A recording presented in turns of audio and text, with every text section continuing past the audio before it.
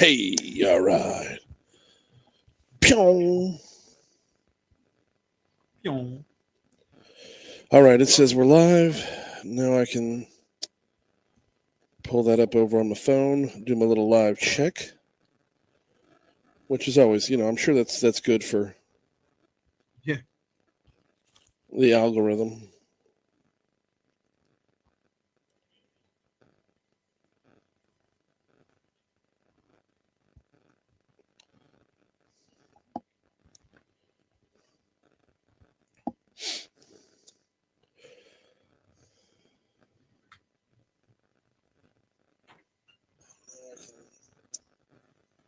Pull that up over on the phone. All right. I'm not 100% happy with the lighting, but this is the best I got, so eat it. Get on there. All right. That buzz is back again. Just hit the open.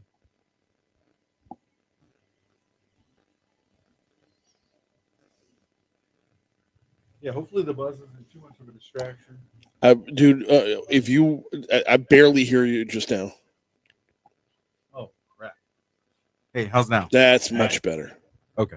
I'm sorry. Yeah, I was throwing something away and then Oh, okay. so I was away from the mic. I don't know if I got to be on it. Yeah, I guess.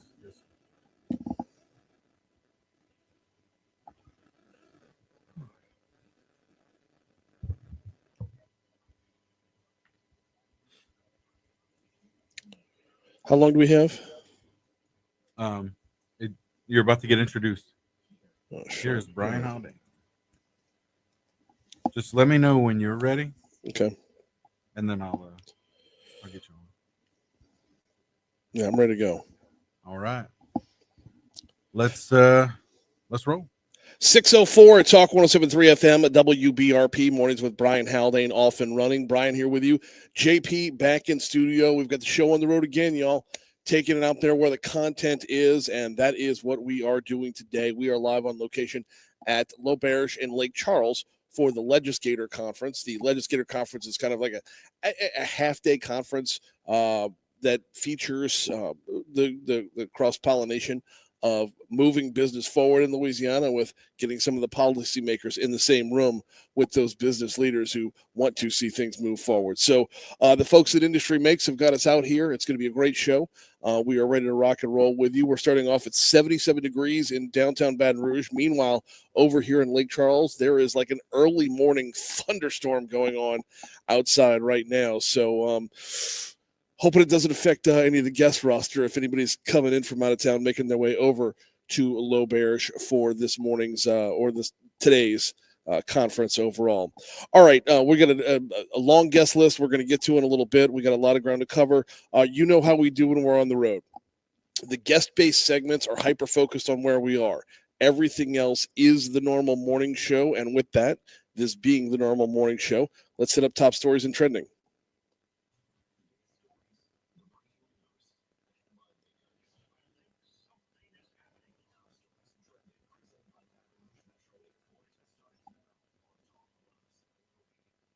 Number 5. Starts us off in the business world where, starts us off in the business world where Amedisys has completed, and they announced yesterday morning, they announced in an SEC filing, that they have completed their $3.3 billion sale to United Health. More details on that deal as it unfolds. Number 4. Number 4 takes us over to West Baton Rouge, where the sheriff's office announced yesterday a 30-year-old inmate died in the correctional facility.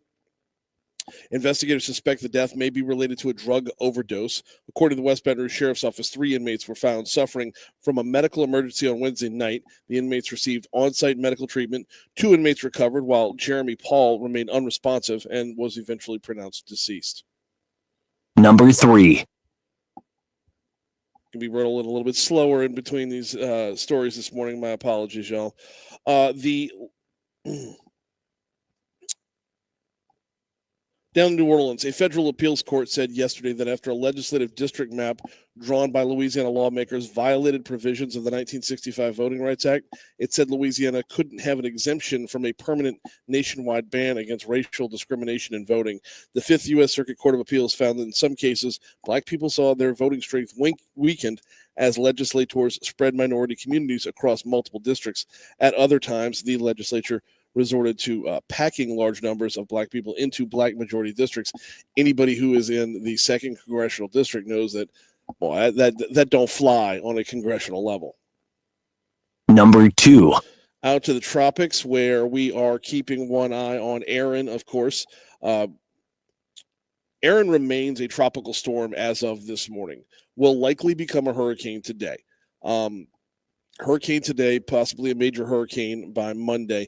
Now, when we talk about, are we going to see Aaron on in the Gulf?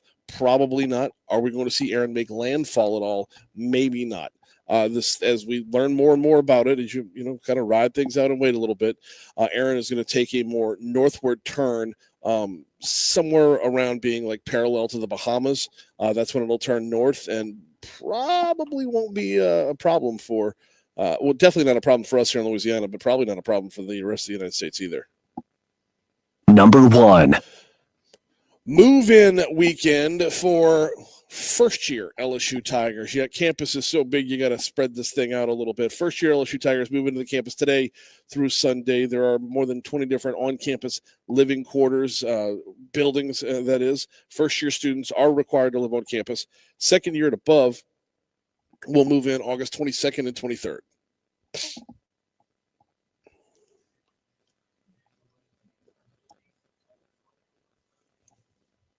All right. So good morning, Brian. Good morning. Hey, all right. Let's see. As far as what's trending this morning, well, we're counting it down to the Trump-Putin meeting today in Alaska.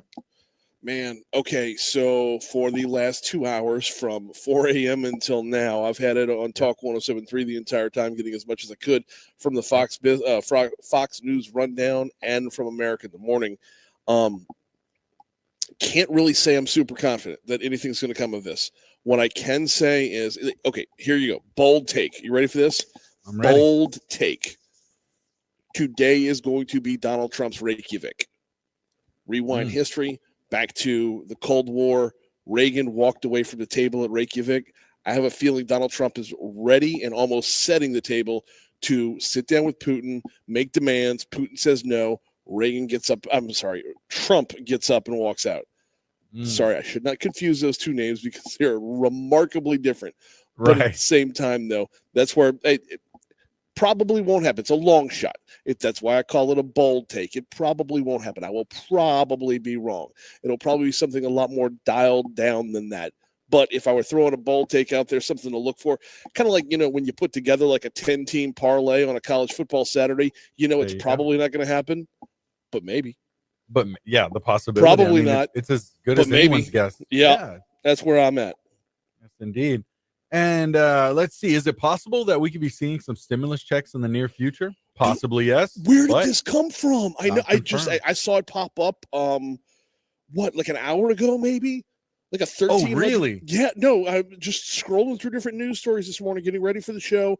Kind of like I've got one eye on equipment. By the way, can I give a quick shout out to our chief engineer, Bo Wegman, who is not on site this morning? Hopefully he's not even awake yet this morning. But the number of times we've taken the show on the road, and when we're in town, I get to have the ability of having Bo with me to basically make sure I'm taken care of. I'm out here, flying solo, just like I do when I'm up in Washington, D.C. And it was like Bo has been my Obi-Wan and has trained me well. So this is rocking. Thank you, Bo. What the hell were we talking about? Bo's always killing it, just by the way. No, I know. But before I went down the Bo rabbit hole, scrolling through news while setting up equipment, that's where we were. A $1,390 stimulus check is possible this year? Yeah, when this the Doge situation, when the cuts that were taken there, weren't they saying that they were just gonna kind of? I bet you are right on that. Because if you rock through and cut a whole bunch from the government, then sure you want to pay down debt, sure you want to take a chunk out of the national debt, but if my government is going to have to run leaner, I'd like a little bit of that cash back. Hey, if why the not? Huh? number of dollars that I sent you was based off of my fair share of what the payroll was, you trimmed down the payroll. I'd like my little bit back, please. $1,390. Okay, let's go. Hey, we'll take it. Yeah. Hey, is it looking like Canada is hitting the U.S. pretty hard when it comes to hard liquor? Since the ban of the U.S. Since the ban on U.S. spirits, liquor distributors are reporting record low numbers over the last 6 months. Did not see this one coming. No, I mean, no, I knew we talked Canada about it could before. drink. I knew they Yeah. could drink. I did not know they could drink this well. Yeah. But I will say this. You got us, Canada. No. See, that's just what they want you to think, JP. They want you to think they got us. Yeah, the sales are down right now. Yeah, you're looking at a tough 6 months right now. But you know what's coming up 2 weeks from tomorrow? Yeah, you're right. You're right. You're right. Football season, baby. Football season. Let That's football it. season get here. Let the Southeastern Conference take over for just a little bit. You stand down, Canada, because liquor sales are about to get ramped up, baby. We don't need you anymore.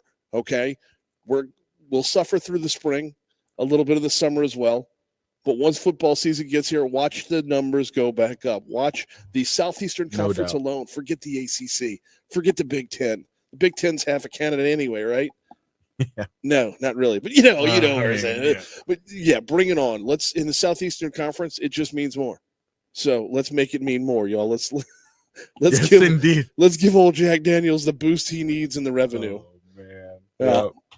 That's a look at what's trending this morning. We got to take a quick break. When we come back, we'll have sports. Quick reminder, of course, it is Friday. Normally we have a Foodie Friday. However, when we take the show on the road like this, obviously we're not bringing a chef out to, although we probably could grab one from here at L'Auberge in Lake Charles. But we do not have a Foodie Friday today. We will be back at that next week. Meanwhile, we know all grilling season long, the Louisiana Beef Industry Council brings you Foodie Friday. You can learn more about them and what they do at beefitswhatsfordinner.com, beefitswhatsfordinner.com. Meanwhile, we're taking a quick break. Come back. We'll talk a little LSU football next on Talk 107.3. All right. You're clear. Clear? Okay. I need you to grab me 13, 14, and 15, please. All right. And I got to step away for one quick second. Okay.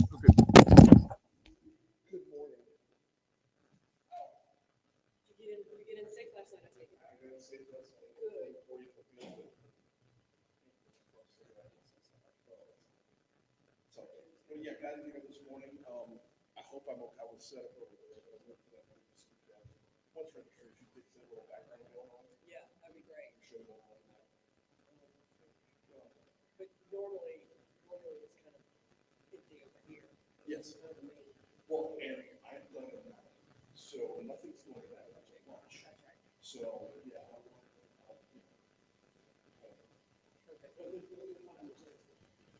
Oh, yeah. We got a couple minutes.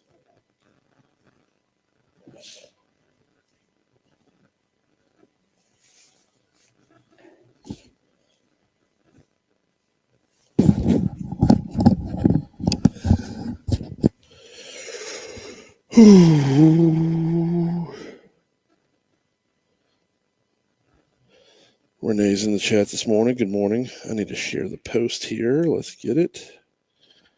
Share.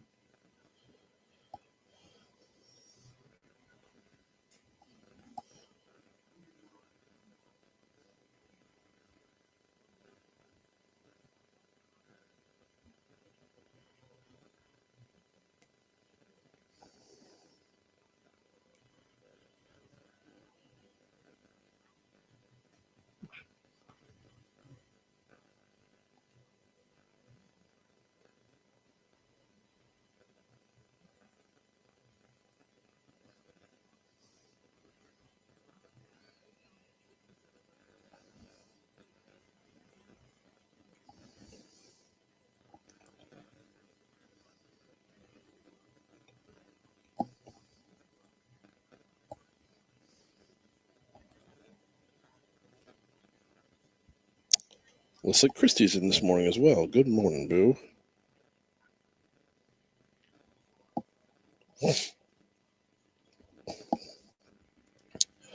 Y'all give me the thumbs up or thumbs down on the suit. I don't do light colors very often. But you know my boy Will over at Haspel always pushes me a little bit.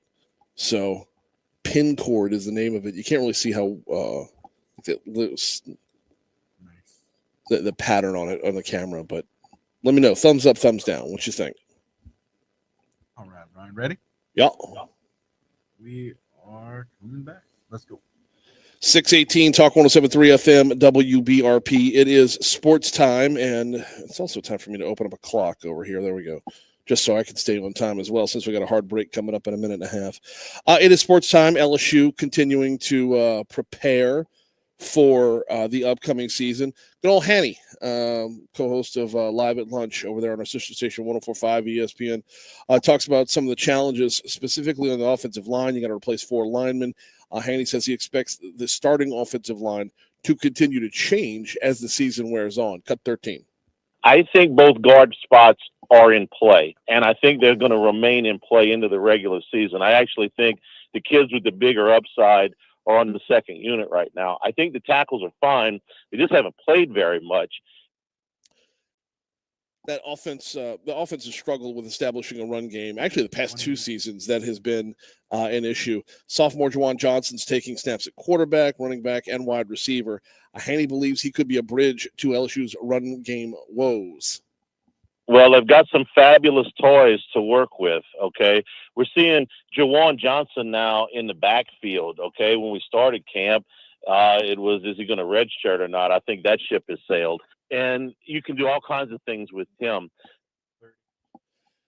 Defensively, LSU has not been up to par the last couple of years. Hannah Griff says the defensive line depth will help LSU close out games that the offense might not be able to. You got 4 defensive ends that have all played a lot. You got 4, even 5 defensive tackles that have played, you know, at this level. Last year, you lose Jacoby and Guillory, and it's like, okay, meet the freshmen. It's not like that this year. 6:20. Time for the Fox Business Report. You're clear. Perfect timing. All right. Good deal. Thank you.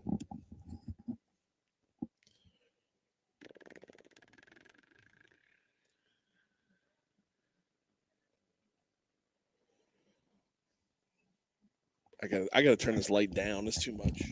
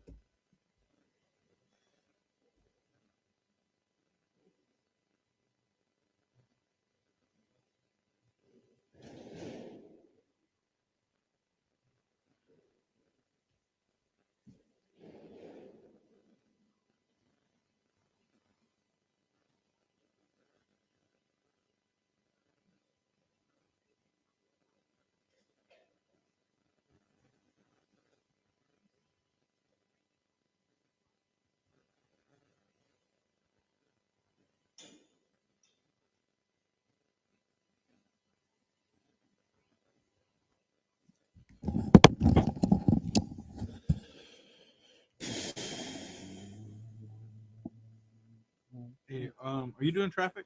Yep. Okay, about to be coming up. Okay. All right, you ready? Yeah.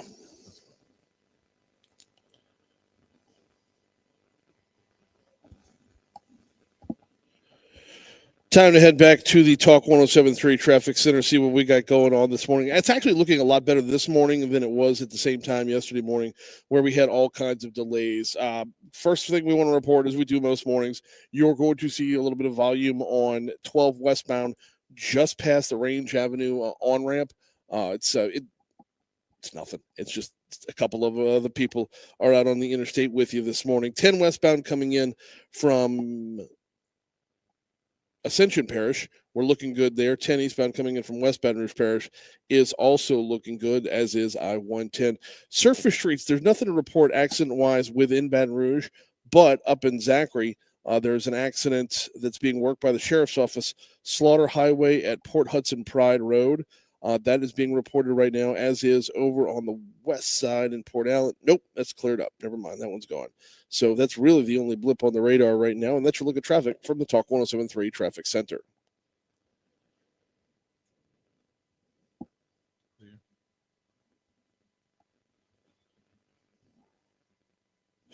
624 Talk 107.3 FM WBRP. Mornings with Brian Haldane continuing as we are out here at L'Auberge for Legisgator. Going to have our first guest in just a little bit. Going to be talking with the Chancellor for the Swella in our next segment.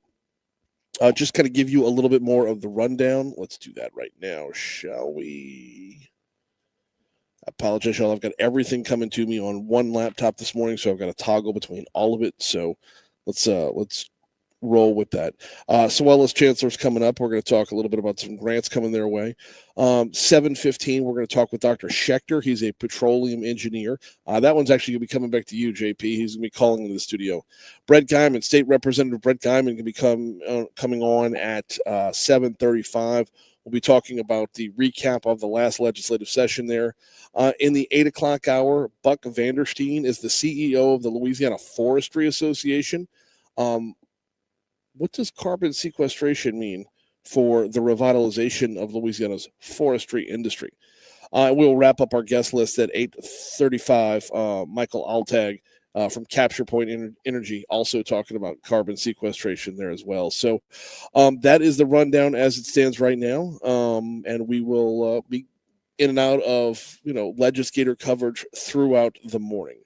Right now, though, let's pivot over real quick. Got a couple of different things that I want to get to, if I can get to all of them in this one segment right here. Before any of that, though, got to remind you about the folks over at BREC. BREC.org is the website, BREC, BREC.org. Our city parish's recreational division right there. When you think about the number of people we have in East Baton Rouge Parish and the number of things we could possibly be into, well, Breck's got to touch on as many of those as possible, right? They got to be all things to all people, and then they somehow do it, and they win national awards for doing it. If you visit Breck.org, type in what it is you're into. You're more than likely going to find something, either something going on at a Breck facility, or let's say a leisure class they've got going on, or just, another group of people that's into the same thing. Just start off at Breck.org. They'll point you towards the right facility at the right time to take advantage of whatever it is you're into at Breck.org.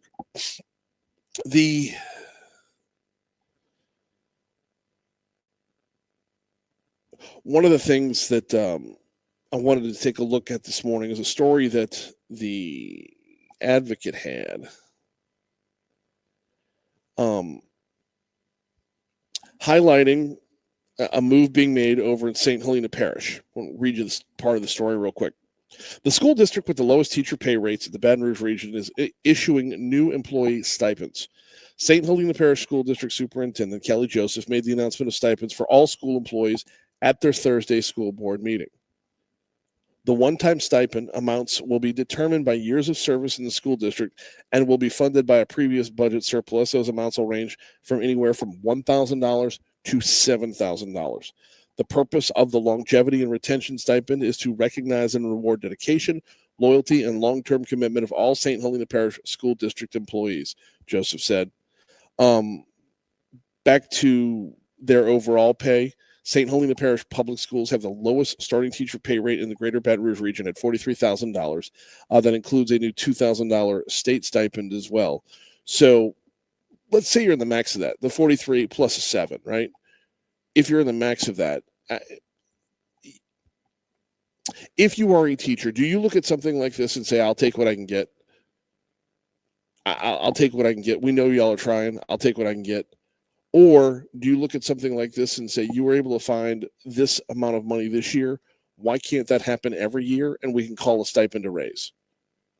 I mean, is it you lean towards the positive end of this, or do you lean towards the end that says, I still need more? Or is there room for middle ground there? I don't know. Let's chat over on Facebook Live. We're on Facebook Live every single morning, courtesy of the folks over at Lake Urgent Care. We got the glorified crew over there in the chat. They keep us rolling every morning with a bunch of different comments. Let's make this one of the topics as well over on our Facebook Live chat. That was one of the stories I wanted to get to this morning. The breakdown over there in St. Helena, the way it breaks down, new hires are going to get $1,000. So want to ask the question in this regard. If you're thinking about if you're in St. Helena Parish and you're thinking about becoming a teacher, does the idea of a stipend make you want to become a teacher? Or does the lack of a permanent commitment to a raise scare you off? I think that's probably the right way to answer to phrase the question. The next level up, not new hires, but the next level up gets $1,500. There are 5 employees in St. Helena Parish who have worked in the district for at least 22 years. They're going to get $7,000 apiece. So, St. Helena Parish, find some money. They want to make sure they get it back to their teachers. It's the right call in the short term, but I think broadening things out and saying, well, how do we make this permanent? How do we take that next step where it's really a step and make this roll? It's a bigger question to ask. And literally every school district in the state should be asking it. All right. Speaking of education, we're going to talk Sowela next. Sowela, Southwest Louisiana. Going to join us, talk a little bit about grants coming their way. And also this hour, we've got the folks from Lake Urgent Care, as it is Friday. The folks from Lake Urgent Care going to hop on at 6:50. I actually believe it's a rebroadcast of a previous installment this time around. So nonetheless, we will have Lake Urgent, our regular visit with Lake Urgent Care before the hour is out. Right now, we're coming up on 6:30. Get the latest from around the world. No doubt talking about Trump and Putin with ABC News. We'll have our local news, traffic, weather. Then we will continue next right here on Talk 107.3. All right, you're clear. All right, JP, I need... Today is August 15th. Virtual care when Rachel came on. Rachel from Lake Urgent Care. That's the one we're playing back today. I could not tell you what day she was on. Think you'd find it? Oh, yeah. All right. Rachel. Was that Rachel Frick? Yep. Let's see.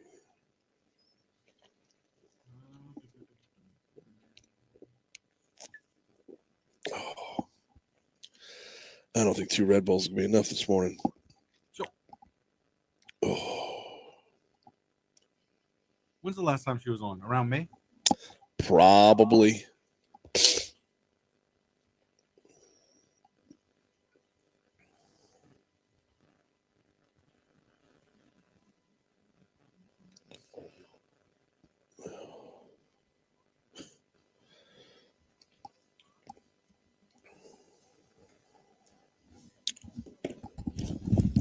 Yeah, it looks like the last time she was on was May 23rd.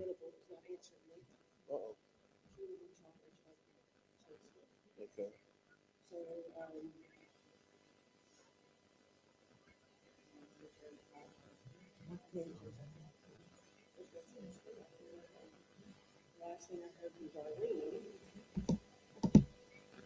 was Sowela.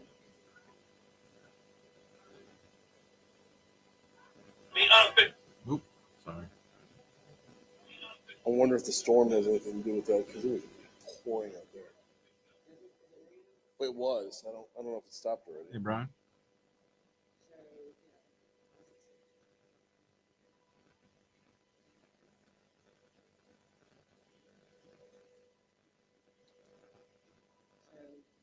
spoke with Darlene Planner last week at Darlene last night.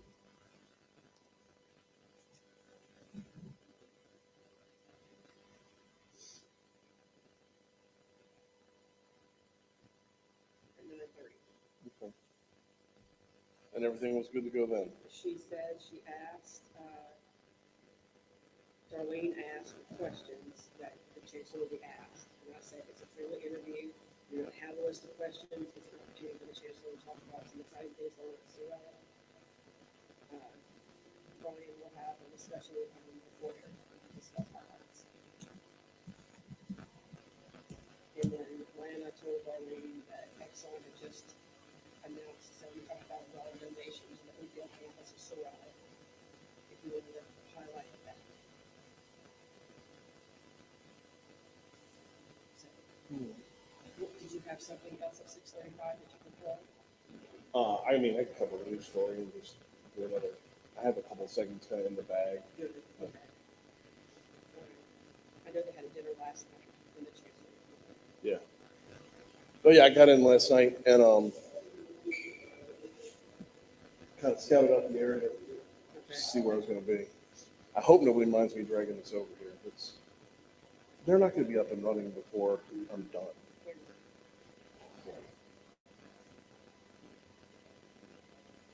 Is his name Neil Aspinwall?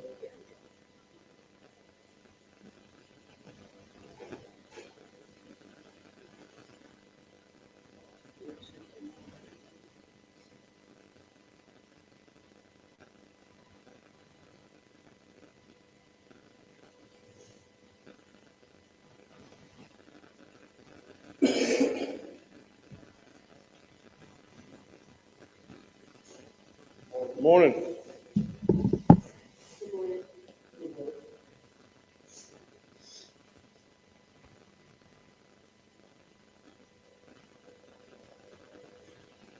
I was with Brett Diamond last night. He'll be here. Yeah. The doc is calling in.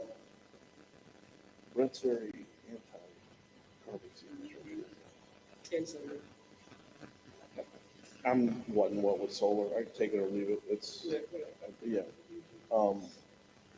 Do you want me to get at him a little bit on the carbon, or just move on to everything else? just kind of an overview of everything that was coming up. Yeah.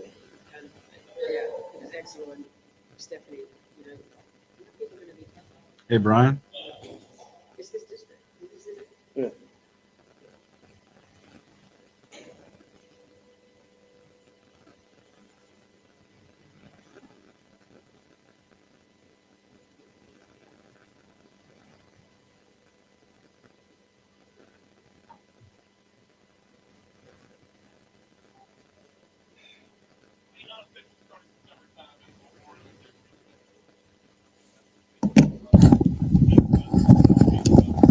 JP, how we looking?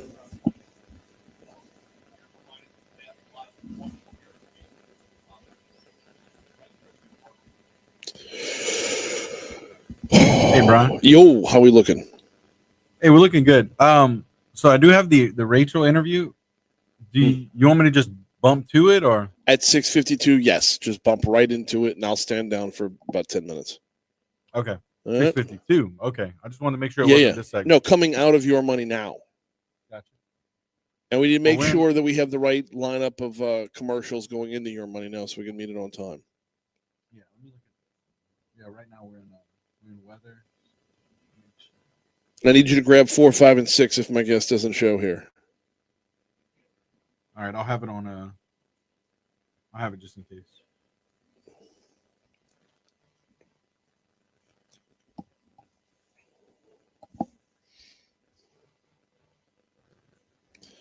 Okay, it looks like you have a live read at 6:46. So, do you want to get out at 6:46? I guess that'll probably be better. Well, that depends on how many spots are in the break. I tell you what, yeah, let's get out at 6:46. If it comes back to you at 6:49, you can come back to me and I'll do my live read to Phil all the way up to the Your Money Now. Okay, that's perfect. All right, so hey, grab 4, 5, 6, and 7, 8, 9. We'll do them all here. I got a whole lot. Okay. All right. No problem. Yeah, we can come back. Ready? Yep. Let's go. We're at 637 at Talk 107.3 FM, WBRP. Mornings with Brian Haldane, rolling right along. Broadcasted live from somewhere inside L'Auberge Casino in Lake Charles, Casino Resort in Lake Charles. We are out here for the Legisgator Conference, which, if you're watching us on Facebook Live, you can tell they ain't cranking up yet, y'all. They're not yet up and running. Everything starts off really like the last hour of the show, and then as soon as I'm off the air is when they really get running. So we were hoping to connect with Dr. Neil Aspinwall, the chancellor of SOELA this morning, the Technical Community College, who's actually got a lot going on in Southwest Louisiana. Hoping to connect with him this segment. However, we've yet to run him down. So we'll hold out hope on that. In the meanwhile, the show does keep moving. So getting back into some more of what we were, news of the day and the like. Actually, you know what? Let me stop right there. Before I get back into more news of the day, want to remind you about the folks at Industry Makes, the folks that are putting us out here right now. The industry that drives Louisiana oftentimes doesn't do the best job of telling their own story. They're too busy working. They're too busy building. They're too busy making. That's where the folks at Industry Makes come in, making sure that the stories behind the people who build the industry that runs this state, the people who build the industry that keep us afloat, that their stories get forward. That's what we're talking about here. That's who sent me out here to cover this conference today, and hope you learn a little bit more about them. Visit industrymakes.org. A couple of news stories to touch on as we make our way through the 6 o'clock hour. One of them involves what's coming up tomorrow, and it's difficult to talk about, but nonetheless, absolutely necessary. Baton Rouge Police Sergeant Caleb Eisworth will be laid to rest tomorrow. You heard a little bit about this in news at the bottom of the hour. Eisworth is the 13th Baton Rouge police officer to die in the line of duty. In June, I think that number's right, or maybe that's since TJ Morse has been a police. We had Chief Morse on with us on Tuesday. That's where I'm getting that number from. In June, the driver of a truck allegedly intentionally hit Sergeant Eisworth's motorcycle. He died in the hospital last Sunday. TJ Morse says his injuries were just too severe. Cut 4, please. He fought hard for 49 days, but unfortunately his body just was too broken and too beat up, and he was not able to overcome the severe injuries from being intentionally ran over by a hateful person. And, that was Sergeant Eisworth on my show back on Tuesday. I'm sorry, that was Chief Morse back on my show on Tuesday. Sergeant Eisworth, one of the hard parts about this, it's tough enough to lose an officer, but the ups and downs of those 49 days. It's not like it was, and this wouldn't necessarily make it better, but it's not like he was constantly on his way down. It was not a constant downward spiral. He had good times throughout those 49 days as well. He had times where his vitals were responding. You remember when the news broke that he had to lose both his legs, but his vitals responded very, very quickly, and there was a lot of positives coming out of that. That kind of plays into the suffering of his family around these past, since the accident first happened. Multiple injuries for Eisworth, spent 7 weeks in the hospital. Chief Moore says, talk about those ups and downs is what he was talking about. Week and a half ago or so, they had taken him off some of the sedation meds, and he was responding a little bit. So there's a lot of hope. He was able to respond to his wife and daughter and some other people in the room. As for the man himself, decorated officer, served 23 years in law enforcement, received the BRPD's highest honor, the Medal of Valor, when he pulled a motorist from a burning car while off duty. That's a dude right there.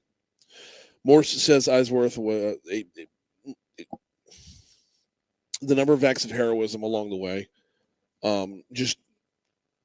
It was spread over so many lives that he touched and saved. Cut 6. Loved hunting, loved LSU sports, made such an impact in so many people's lives. Absolutely was. I've gotten to talk to a couple of different people who knew him along the way. Since the accident happened, and every single one of them is basically the exact same story about the level of hero that he is. And there are levels of heroes, and he is right up there near the top. So visitation will be at Estrema Baptist Church tomorrow at 9:00. His funeral will be at noon. He will be laid to rest at Green Oaks Memorial Park. So if you are so inclined and want to line the streets to make sure as he makes his way to being laid to rest, His family can see the love and support that Baton Rouge can show for its finest. Please do so. As they'll be going from Estroma Baptist Church out to Green Oaks Memorial Park. Now, side part of this conversation that we're going to have very soon, and we're going to have to call Hiller more about, is the death penalty for the guy that ran him down. The death penalty for the guy who, and we got to use the word allegedly until he's proven guilty, right? But this,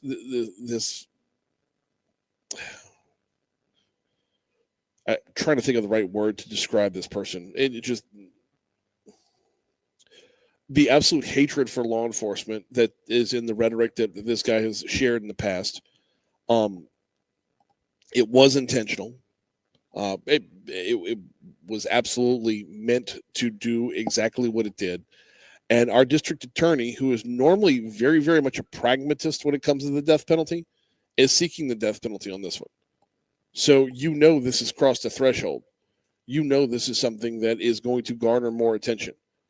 It takes so much more to get a death penalty case done. And Hiller Moore and his office, they don't always have the resources to get that through. And we've talked with them about it in the past. More often than not, you seek life because that's what you can get. And you would rather see somebody put away for life than go after a death penalty case and have those higher burdens along with you and have the appeals that go along with it. But Moore has come out saying he will be seeking the death penalty in this one. So we will continue to follow it to be absolutely sure. And we'll hopefully get the district attorney on sooner rather than later. We are at 644 Talk 107.3 FM WBRP. Mentioned Tropical Storm Aaron out in the Atlantic today. Probably not going to be a huge problem for us here in Louisiana, but it is expected to strengthen into a hurricane today. Our news partners at Louisiana Radio Network caught up with state climatologist Jay Grimes. He says this is about the time that we usually see our first hurricane. Cut 7. Typically, we start to see our first hurricane in the Atlantic Basin somewhere between about the 10th and the 15th of August. So we're really kind of right on the mark for that. It's a weird spot, though, isn't it, to get this late into this? Okay, let me rephrase. The way our hurricane seasons have gone recently, getting this late into the season, getting 2.5 months into the season before having a hurricane is a little bit abnormal. But when you broaden out that sample size, when you broaden out that data set to say, okay, maybe rewind the clock instead of by 5 years, by 50, well, that's when that starts to track. I mean, let's not forget it was Hurricane Andrew was a late August storm. That's A. We're up to Aaron, so we're all the way to E. And even though everything's been A, just tropical storm level, and B, fish storms, hasn't bothered anybody yet. Aaron is also expected to be the season's first major hurricane. The National Hurricane Center, they are monitoring. In the Gulf of Mexico, the Bay of Campeche, the Gulf of America, Bay of Campeche. Grimes says that little blip on the radar is unlikely to become a named storm. My suspicion is that's going to slide into either coastal Mexico or South Texas, probably on Friday evening. No impact for Louisiana whatsoever. Quick break. We'll check your money now. We'll visit with Lake Urgent Care next. All right, you're clear. All right, now I'll do an abbreviated spot. If it comes back to me, if it doesn't, then no biggie. But Okay. If it comes back to me in between, I can knock out a promo. All right, no problem. Thanks.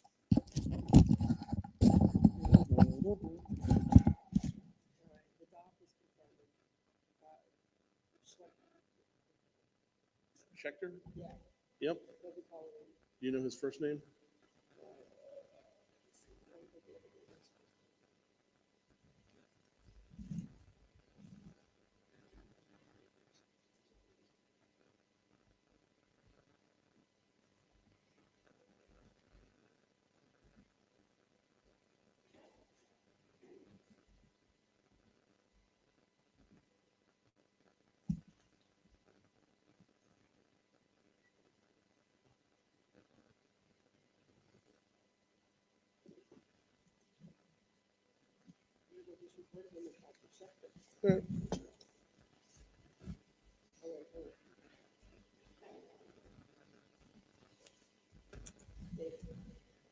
David?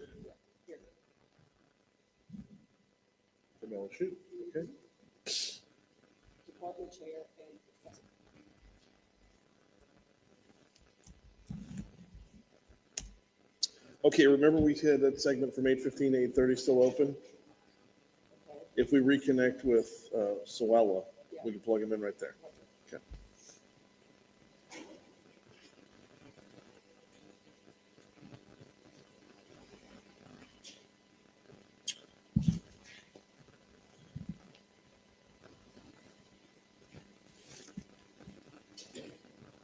So before coming up here last night, I got to meet Blanche Gallagher. You met Blanche? Yes. Where was it? PROW, the Public Relations Association. Yes. I was the guest speaker last night for their You told me that. for Wine Press. Yeah, it was Didn't fantastic. she back her? She is. We couldn't do all of the things she makes about her. She's awesome. And she said she's been meeting with Taylor recently, so from our sales department. Yep. Yep. I'm like, don't let him fool you. He doesn't understand a thing y'all are saying. He just nods and hopes that I will. Goodness gracious. Hey, JP. Hey, Almost forgot. The Facebook feed needs to hear Lake Urgent Care's interview. oh yeah. Yeah, all right, making sure. Yep.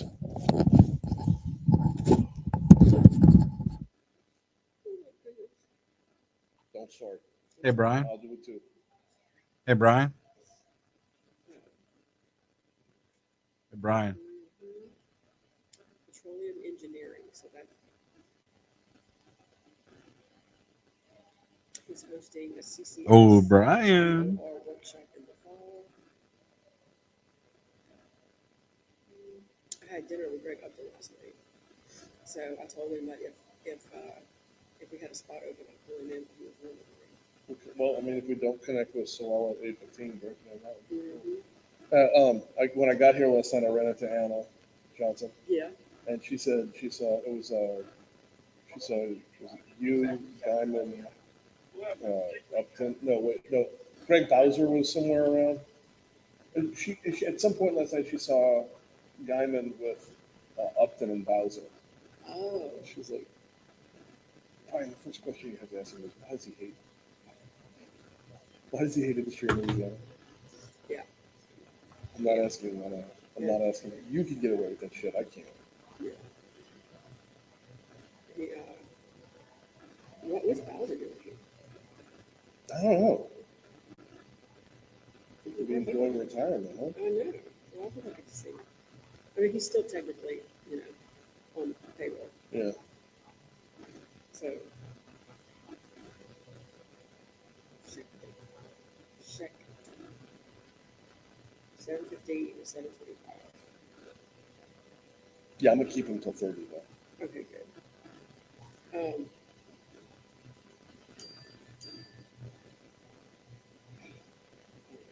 We just lost.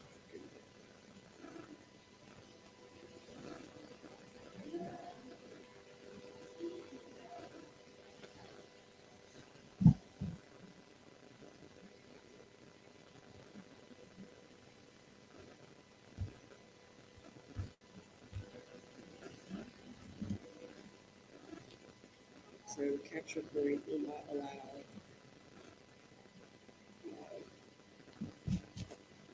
Michael to give a check. Really? So I'll get Upton.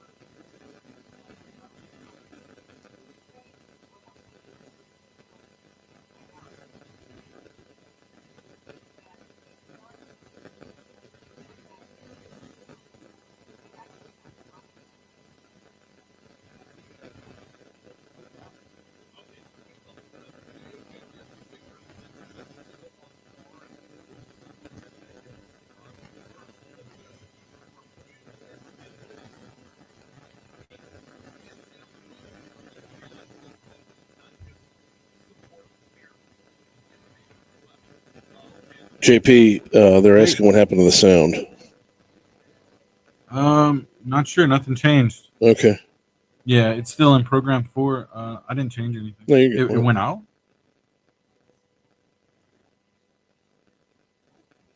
It's still going on my side.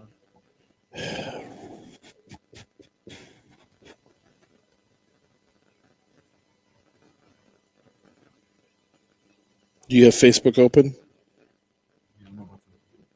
No, that's my producer.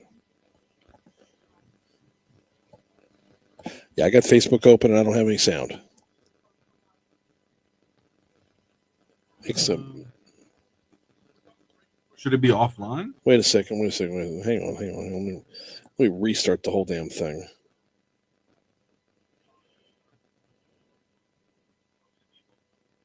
Yeah, it should be offline. Because if I can't hear it, Facebook can't hear it.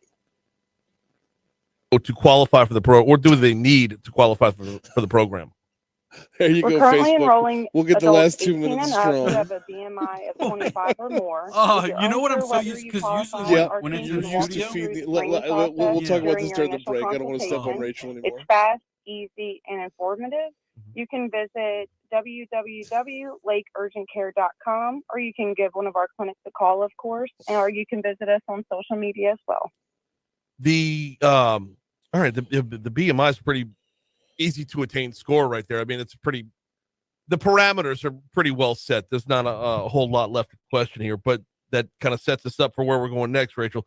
And that is for those who are listening that want to take the next step, exactly how do they get started? You can get started by visiting our website at lakeurgentcare.com. Give one of our clinics a call. You can visit us on social as well. And Brian, look, I always try to share a success story. Do you mind? It's very fast. Yeah, have at it. Look, it's actually myself. I don't know why I'm so proud to share the story, but I will say probably a year ago when we started the program, I decided to jump right in. I met the parameters. I was at a BMI of 25. And, of course, my thyroid, kidney functions, everything was healthy, so I was a great fit. And I lost 40 pounds on the program. And what's important, though, that we want to tell everyone, it's not a quick, easy solution. You have to change your diet, your lifestyle, right? So diet, exercise really comes part as our program. So we want to make sure we're not just giving you an easy fix. We want to change that lifestyle. But I just wanted to share everyone my success story. Okay, 40 pounds over what time frame? It took it only took about 4 months, but I would say to sustain and actually get off of the injections, it took about 6 months for me to change, completely flip my lifestyle. We got a minute and a half left, Rachel. I'm sorry. I want to keep on this because this is yours. Sure. So this is like the first hand account here. So, okay, 4 months to lose it, 6 months to make sure you were maintaining it. So 40 pounds in 4 months, roughly 10 pounds a month, roughly 2 pounds a week. That doesn't feel all that drastic. How did you feel during it? How was it, your mood level, your energy levels? And I'm sure once you were on the back end, it was great. But going through it, how was it? Look, I will be honest, more than honest. So when you first initially started, everybody's different, but I will say you can expect a little bit of nausea. Okay. But that's what you're going to talk to your providers. There's Zofran available there. We want to help you treat those symptoms initially, but I have never felt better. It actually made me feel better. I didn't want the sugar. I didn't want the bad, right? It helped me when I was changing my diet plans and exercise. It almost gave me that encouragement. I know that sounds really strange, but it did definitely give me the boost. Well, no, success begets success. And the more you want, I mean, the more you want to do it right, the more you want to do it right. That's awesome stuff. Rachel, thank you so much for hopping on board today and sharing a little bit about your own story as well. My pleasure, Brian. Thank you for having us. Always. Lake Urgent Care, where urgent care starts with you. Good stuff right there.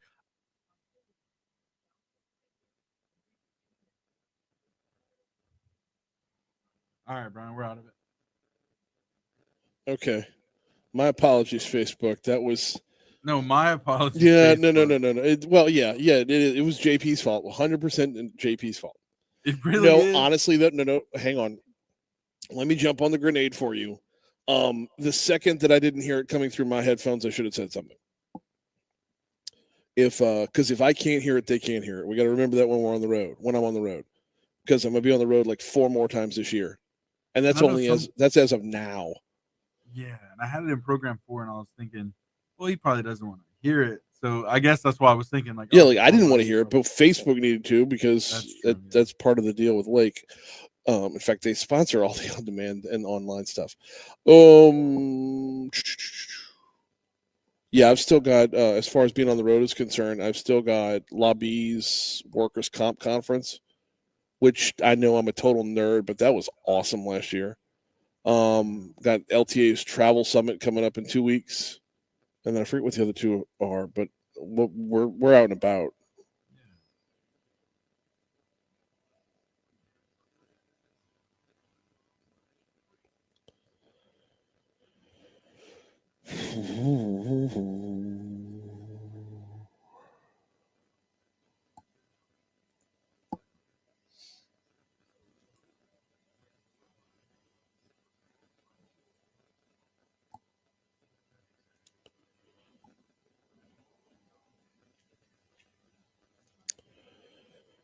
Hey, JP, Hey, can you grab Cupid's Flex and cue it up to the? And I want to be able to hear it on my end when I call for it.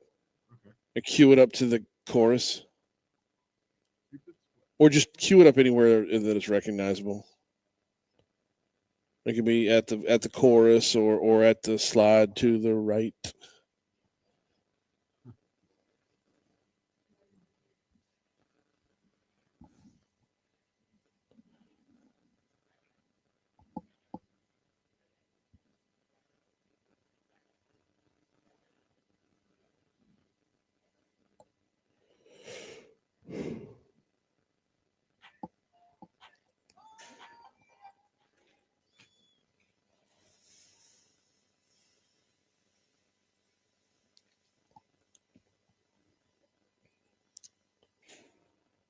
That's 3 of the 5. I need 2 more stories.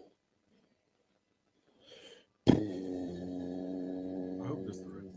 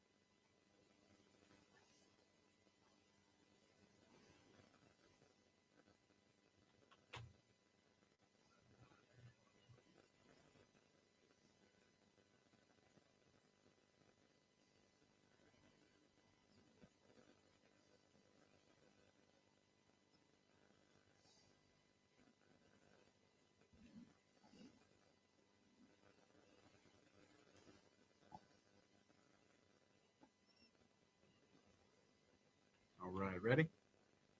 Give me 1 more second.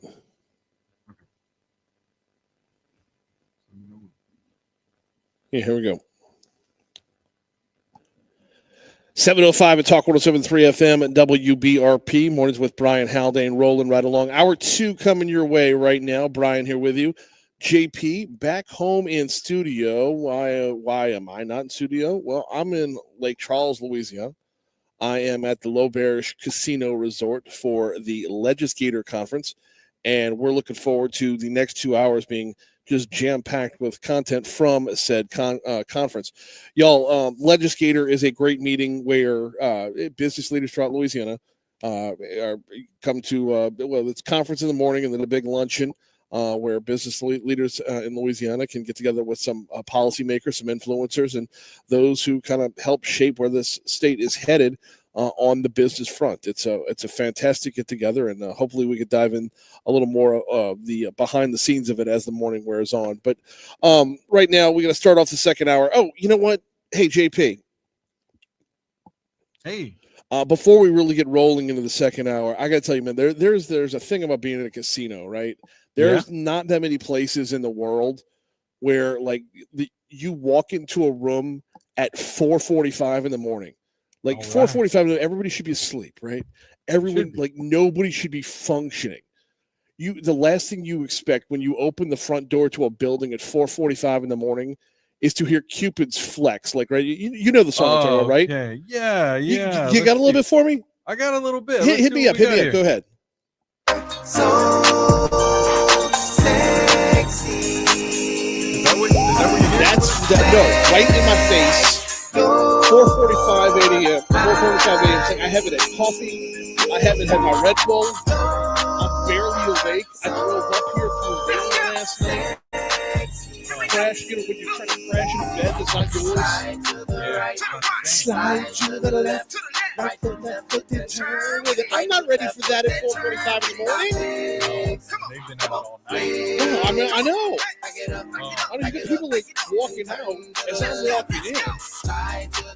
They're wrapping up their night while we're starting off our day. All right, that's enough of Cupid this morning.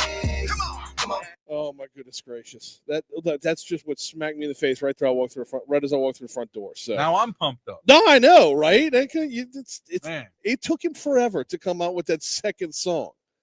We waited for 2 decades to hear new Cupid, and then finally we got a new Cupid. So I wasn't ready for it this morning. All right, top stories and trending. Let's go.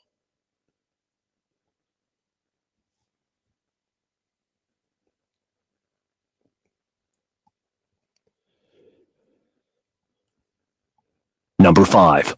First-year LSU Tigers are moving on to campus today through Sunday. You got more than 20 buildings that they'll be moving into of different living quarter styles.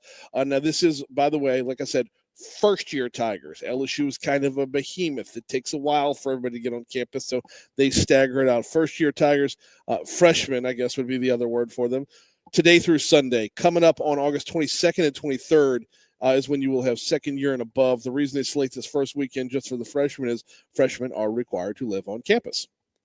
Number 4. Attorney General, we're going to have to unpack this one at a later date for sure. Attorney General Liz Murrill hosted a news conference yesterday afternoon regarding online safety for children, specifically a lawsuit that she said is being filed against the creators of the game Roblox. The lawsuit alleges that Roblox knowingly and intentionally fails to implement basic safety controls to protect child users from predators, as well as failing to provide notice to parents and child users of the game's dangers. Number 3. Baton Rouge-based Amedisys announced yesterday morning in an SEC filing that United Health has completed its $3.3 billion purchase of the home healthcare company. Number 2. A federal appeals court yesterday upheld a Louisiana judge's decision to invalidate the state's legislative district maps for House and Senate races, saying they violated Section 2 of the Voting Rights Act.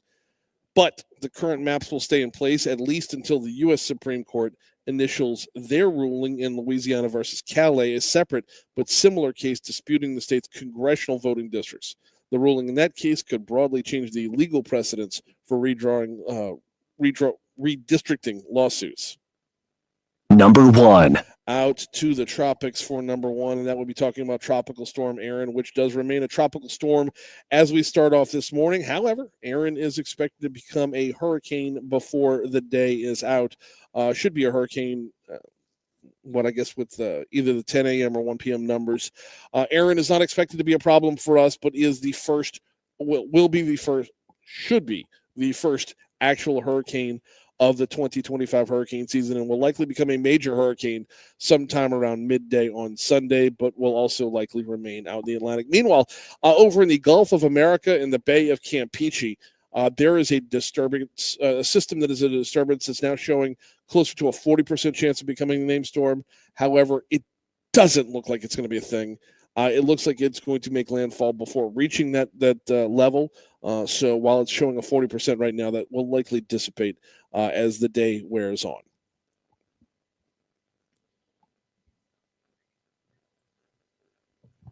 All right. Well, as far as trending topics go, we're counting it down to the Trump-Putin meeting today in Alaska. They should start off by doing Cupid's Flex. I would like to see that. Would you You like see, to that see? would break the ice. Would That you would break like the to ice right see there. the two leaders of see Donald Trump and Vladimir Putin doing a line dance together? It doesn't We're even here have to be for it. flex. They could boot scoot if they want to. That's right. Are you that'd here be for it? I think it would be a much more productive meeting if it started off with a line dance. Like I said, an icebreaker for sure. But Mhm. yeah, today they're going to be meeting in Anchorage, Alaska. And yeah, so what do you think? Where do you think All this right. is going to go? No, you're setting me up to repeat my bold prediction from last hour. Yes, And look, I am. let me reiterate. This is a long shot. This is probably not going to happen. This is one of those ones that I just want to put out there to say maybe, probably not, but maybe. I think Donald Trump has already decided today is going to be his Reykjavik. Today is going to be the day that he recreates Ronald Reagan walking away from the table. He's going to sit down, he's going to lay out demands, and either he gets an immediate yes or he pushes back, says, we'll try again some other time. I think that, I spent from 4 a.m. to 6 a.m. this morning listening to nothing but Talk 107.3 with the Fox News Rundown and America in the Morning. And I heard on repeat a soundbite of our president saying, we'll know within the first 2 minutes, within the first 3 minutes, if this is going to be a good meeting or not. Well, and he said, if it's not going to be a good meeting, it's going to be a short meeting.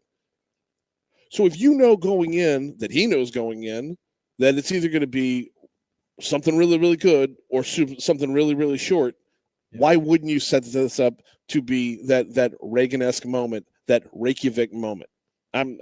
Look, probably not going to happen. I'm probably reading way too much into it because I heard the soundbite too many times. But still, your guess But is maybe just as good as anyone's, right? I'm going to look really smart if it plays out. Oh, yeah, for sure. It'd be something to talk about tomorrow for sure. No, Monday. Well, Monday. Oh, bro, I'm not coming into work. Come on. I'm going to drive back from Lake Special Charles. broadcast? Yeah. What? No. Hey, is it possible we could see some stimulus checks in the near future? Possibly, yes, but not confirmed. So I'm intrigued by this. The more I was reading up on it, and you and I were talking about this last hour, JP, that this is this the result of some of Doge's work? Right. Because as they kept cutting and as they kept cutting and as they kept cutting, more people kept saying, well, when do I see mine? Y'all saving all this money. When do I get my back? I pay my taxes. I pay my fair share every April 15th. When are you going to cut me a little something back to show the efforts of your labor? If you've saved me this much money, then I need to see some of it. So I don't know. I'm here for it, man. Oh, absolutely. For sure. Hey, also, is it looking like Canada is hitting the U.S. pretty hard? Well, it does look like they're hitting us pretty hard when it comes to hard liquor. Since the ban of U.S. spirits, liquor distributors are reporting record low numbers over the past 6 months. Yeah, but you got to remember that the past 6 months do not include a football season. That's right. Look, Canada can drink, man. Let's give them their due. They can drink, but I'm telling you right now, we are 2 weeks and a day away from LSU kicking off. Let's get into the football season before we assess whether or not Canada's really doing us some damage, because in the SEC, it just means more. So once we start boozing it up on Saturdays, we'll see how we'll see if they really have an impact over there. Yeah, Tom. Hey, we'll see. Like Jack Daniels, Jim Beam, we're coming to your rescue, baby. We're on our way. There we go. We're 2 weeks and a day away from smashing something that's going to make us feel awful on Sunday morning. We are at 7:14 to Talk 107.3 FM WBRP, running a little bit long, so let's go ahead and break it right now. When we come back, we're going to dive right back into our guest list as Dr. David Schechter is going to be joining us. He should be on the hotline coming up next. All right, you're clear. And yes, doctor is on the line. Okay, and we'll make sure that I can hear him, he can hear me, but it's not rolling back between the two of us. So okay, how do I do that?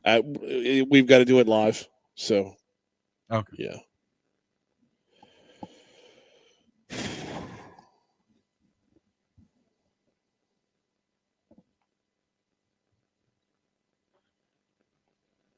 Hello, doctor. Yes, sir. We'll be up here in about another minute, if that's okay. All right. Thank you, sir.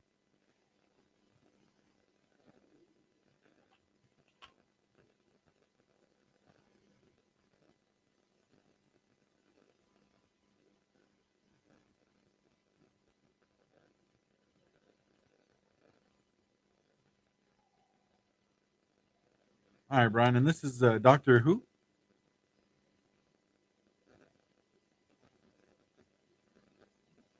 Not Doctor Who, but Doctor Who.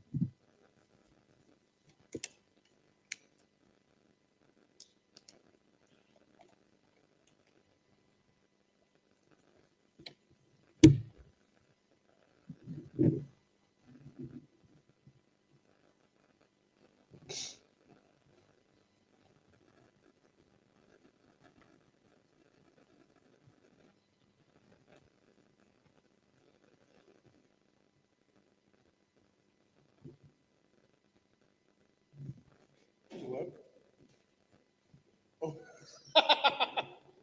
I didn't even think about that.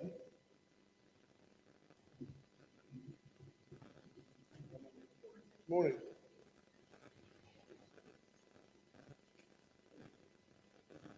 All right, Brian, you ready to come back? Hey, Brian.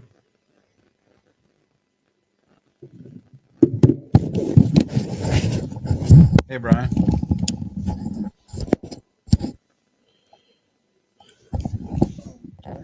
Questions or just general topics? Hey, Brian, we're ready. You ready?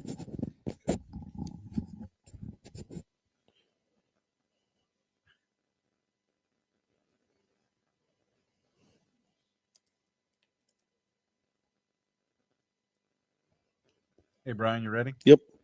All right, let's go.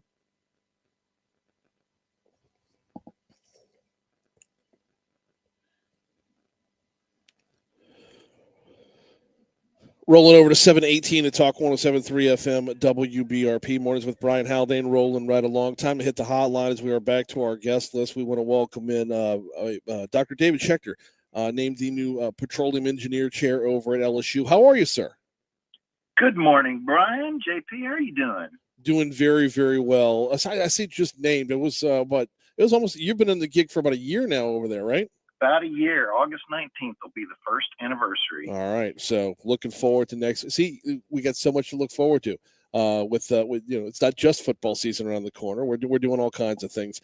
I wanted to get you on this morning to talk a little bit about within the petroleum engineering world. Carbon capture, carbon sequestration continues to grow in popularity.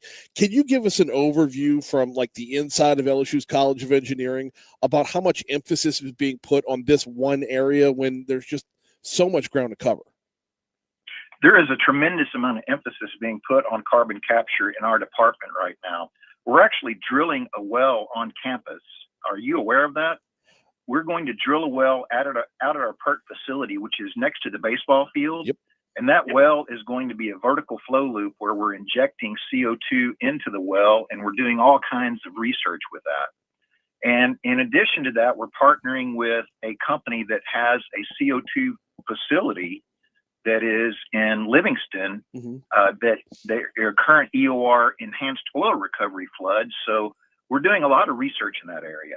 Oh, I love this. We get to see it firsthand, up close and personal. That's going to be awesome. Yeah, I had caught wind that well was coming out there not too far from the baseball stadium. All right, you mentioned EOR. I want to talk about this because this is where we, us lay folks start to learn that carbon sequestration isn't exactly new. Talk to me a little bit about how the two worlds of EOR versus CCS. There's not a lot of difference, Brian. Right. EOR has been around since 1972. That's when the first CO2 injection occurred in West Texas in Scurry County. And it's a well-known, well-applied technology. And now there's over 140 CO2 floods in the country that recover oil. So the difference is when you inject CO2 in an oil reservoir, you recover oil, you make money. Mm-hmm. But the idea is that you have so much CO2 that is being produced from various emitters, especially along the Mississippi River corridor, that all of that CO2 has to be put somewhere. And so the somewhere is where Louisiana is blessed. And that is the tremendous amount of saline aquifers that exist under our feet where you can inject the CO2 and sequester it. And there's no difference in the two technologies except one recovers oil and the other one you just inject it into aquifers that already exist, and you store the CO2. How do you find the aquifers? They're all over Louisiana. You know, they're in the subsurface, 6,000 feet and greater. You know, we drink from an aquifer, but that's only a couple of 100 feet under the subsurface. And then below that, the aquifers become more and more salty. Really? So you can't drink. Yeah, you can't drink from aquifers that are less than about 200 or 300 feet, because that's where the fresh water is.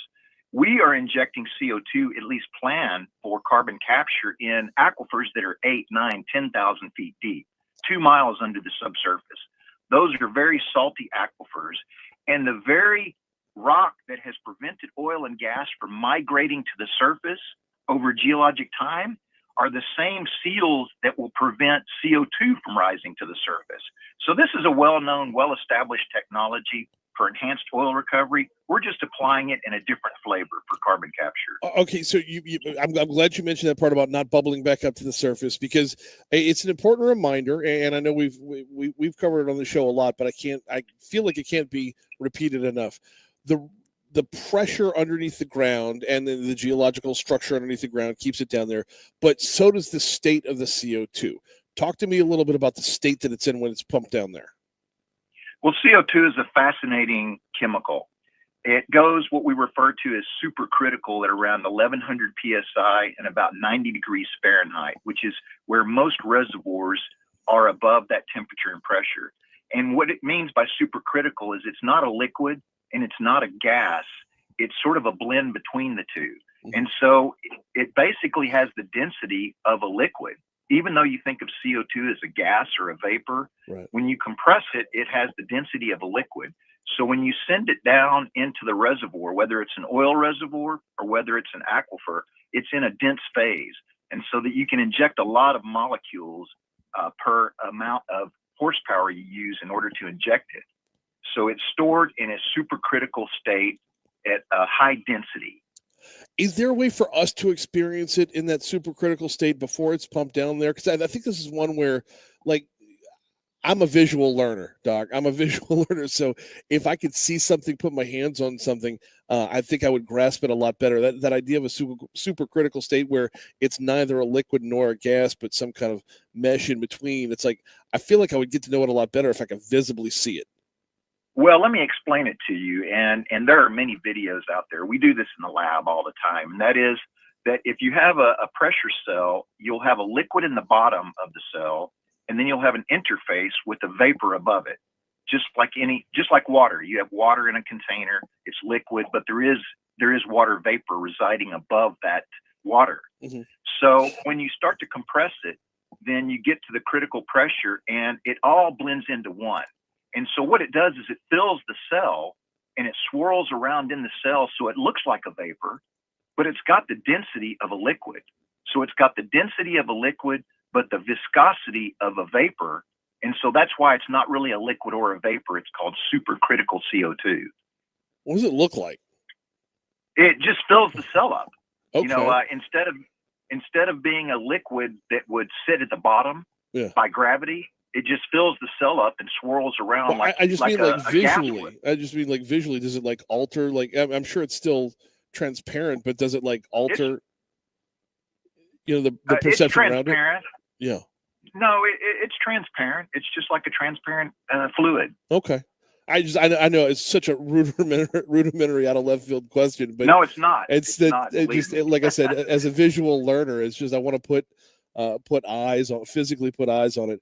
We're talking with Dr. David Schechter. I will send you a video. Please. I will send you a video. No, I'm coming out to the well, dude. I want to see this thing firsthand. I want to be out there. Okay. We got Dr. David Schechter with us for a couple more minutes here. I want to go back to that the EOR aspect of this. With that, there is a trade-off. You pull one thing out, you put one thing back down. Where's the trade-off with what we're doing with CCS? Well, CCS, the trade-off, basically CO2 EOR, you make money from producing oil. Right. And for instance, the CO2 flood that we're working on that is about 20 miles east of Baton Rouge, it's called Lockhart Crossing.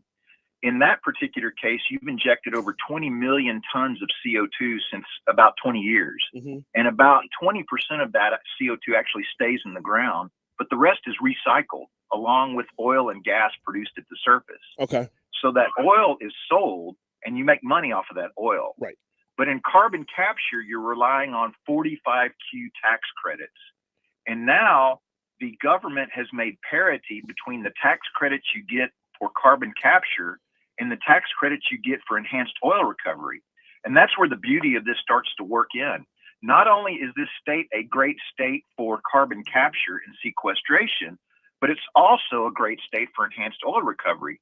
There are plenty of legacy reservoirs, very old reservoirs that are depleted in the south of this state that are prime candidates for CO2 enhanced oil recovery.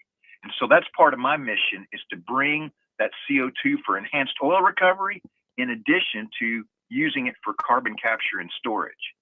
Let's take it over to the LSU College of Engineering real quick and talk about the level of popularity or level of, are the students gravitating towards this? The students, we teach the students, we have a concentration in CO2 carbon capture. So it's sort of like a minor, and the students have the option of taking 2 or 3 courses in their junior and senior year to specialize in this.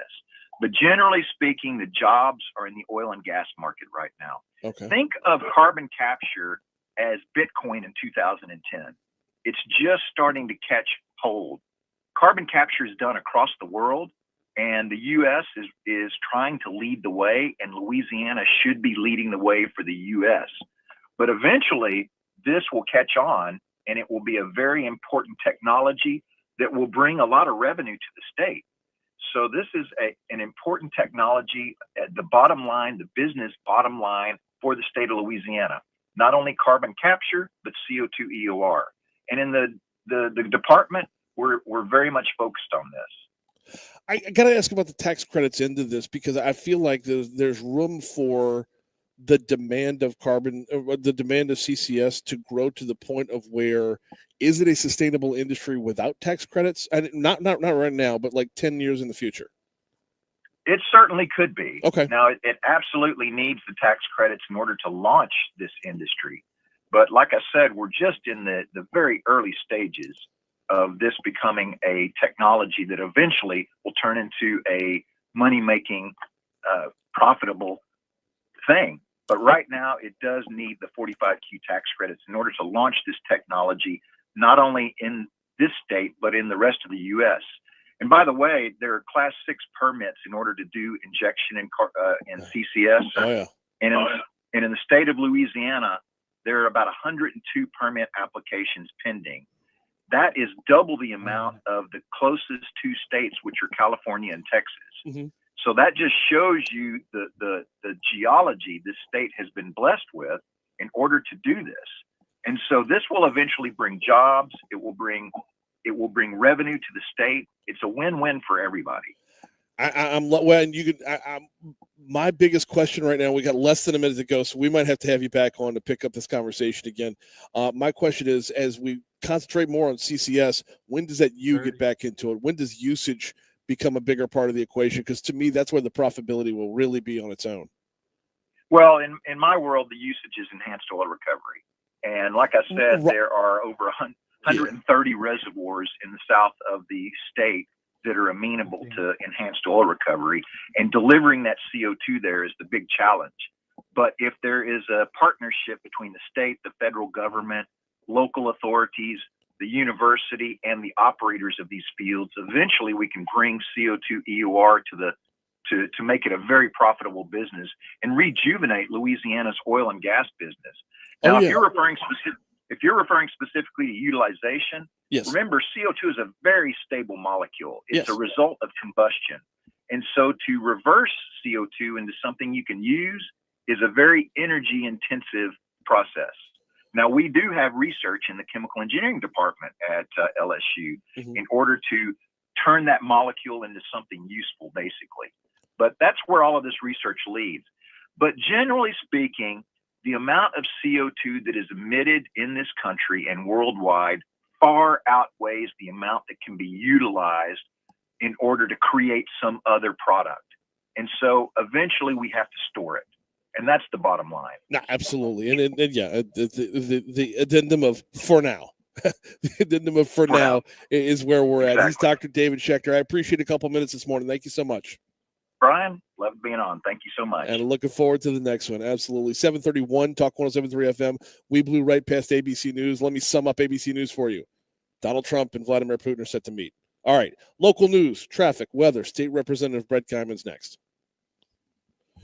You're clear.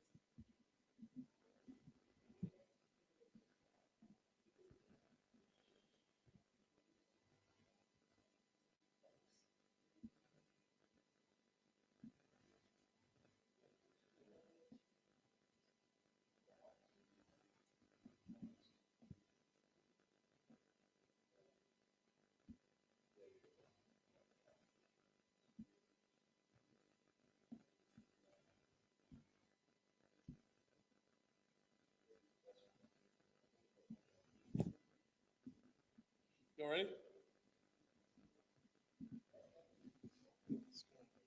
Got about a minute and a half left to break.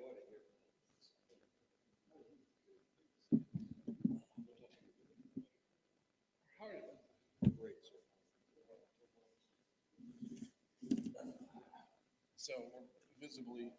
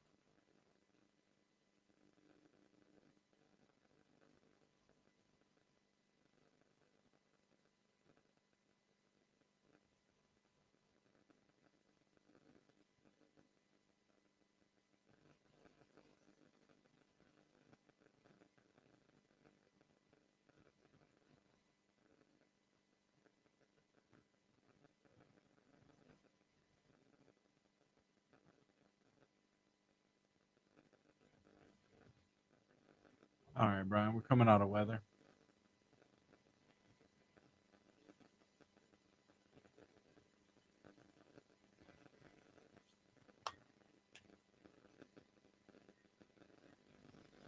Yes, sir.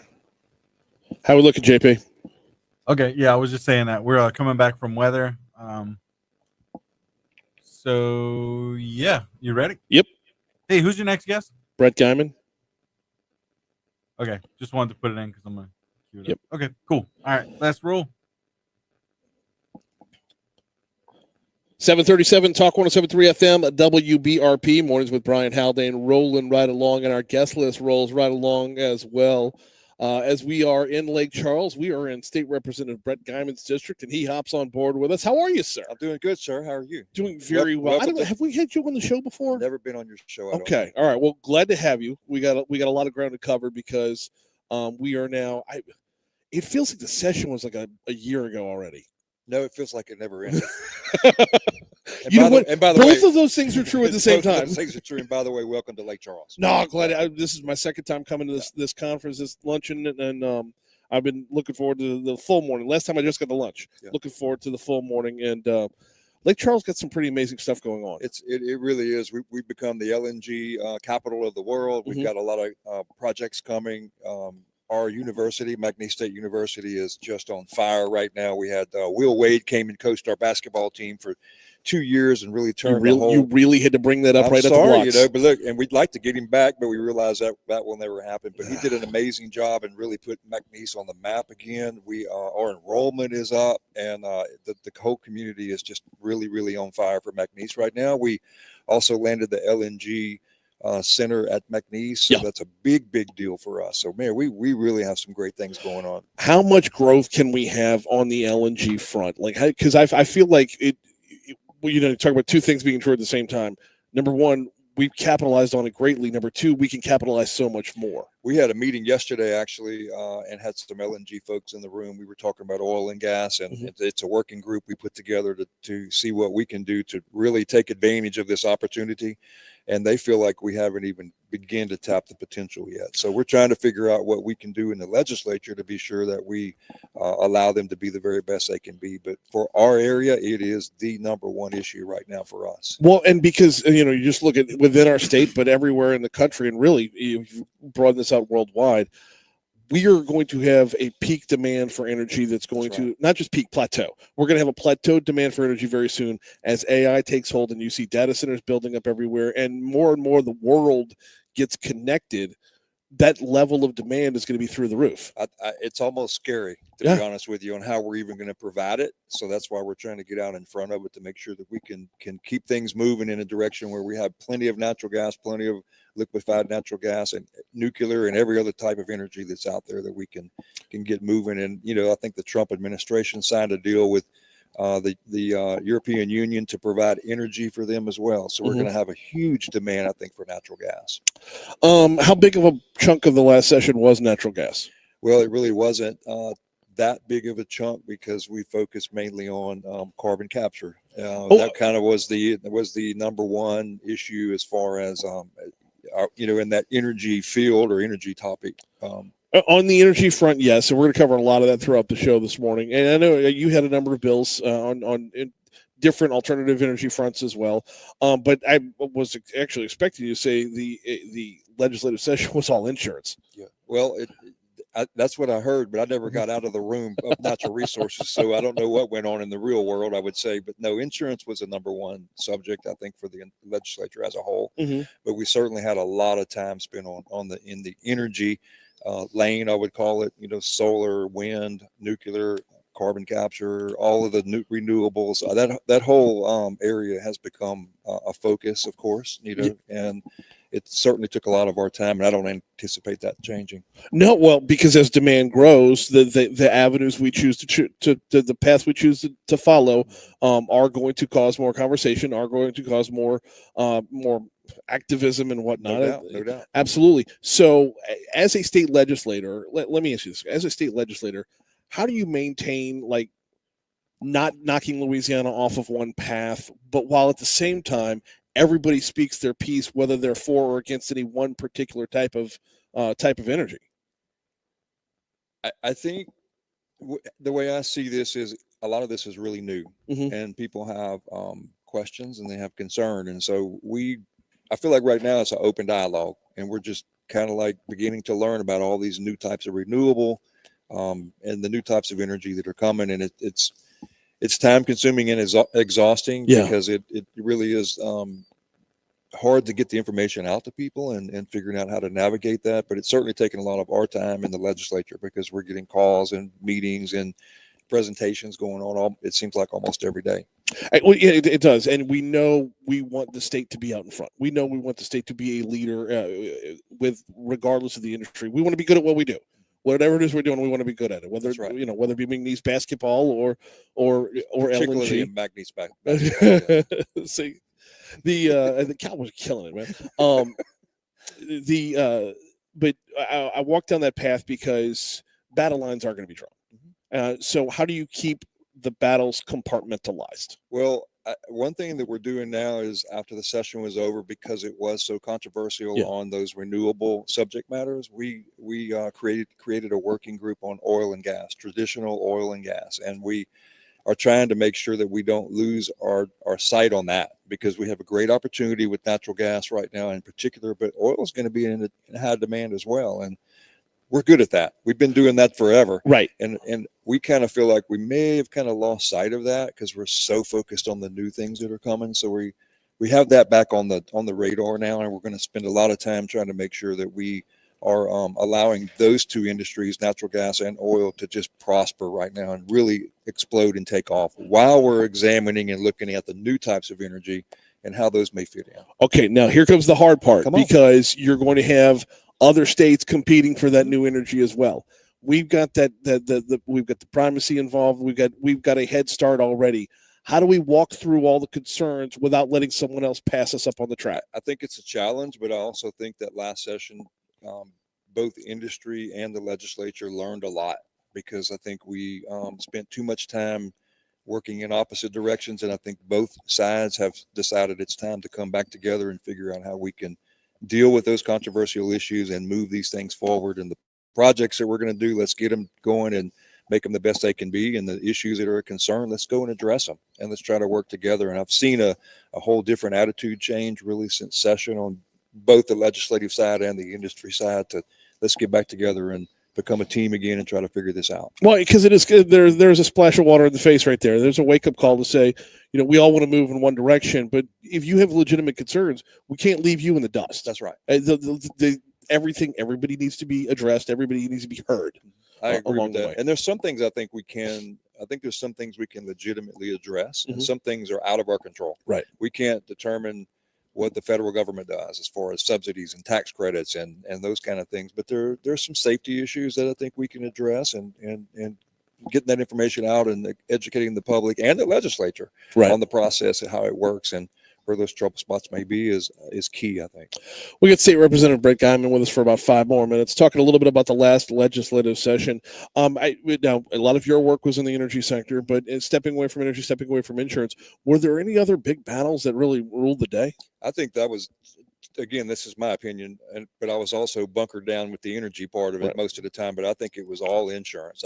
Seemed to be the focus of the legislature as a whole, because it's the thing that touches every single person in our state, either through their home insurance, their commercial insurance, or their automobile insurance. And none of that is good.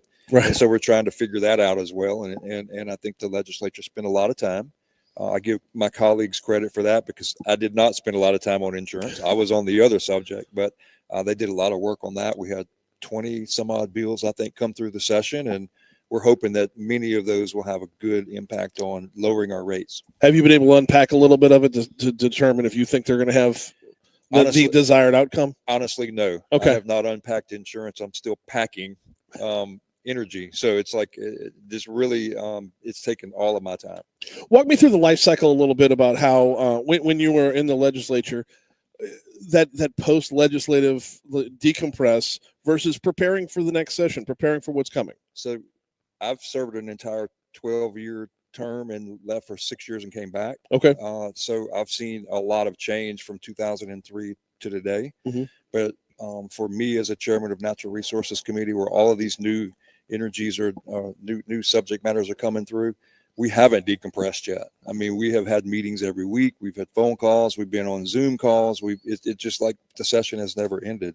And it's different because used to, when you came back from June, the June session, pretty much until like October, it was really quiet. You just kind of decompressed. You got back to your real job. You cleared your mind and just got re-energized. And this year it seems like that hasn't happened.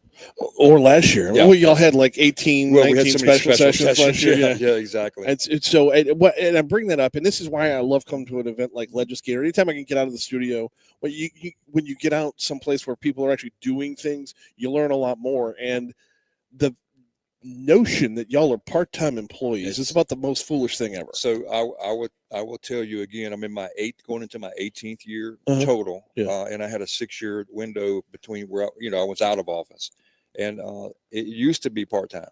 A citizen legislature. That's what we wanted. We don't want, people making a bunch of money and spending their whole career there. And we want you to go and serve and then come back home.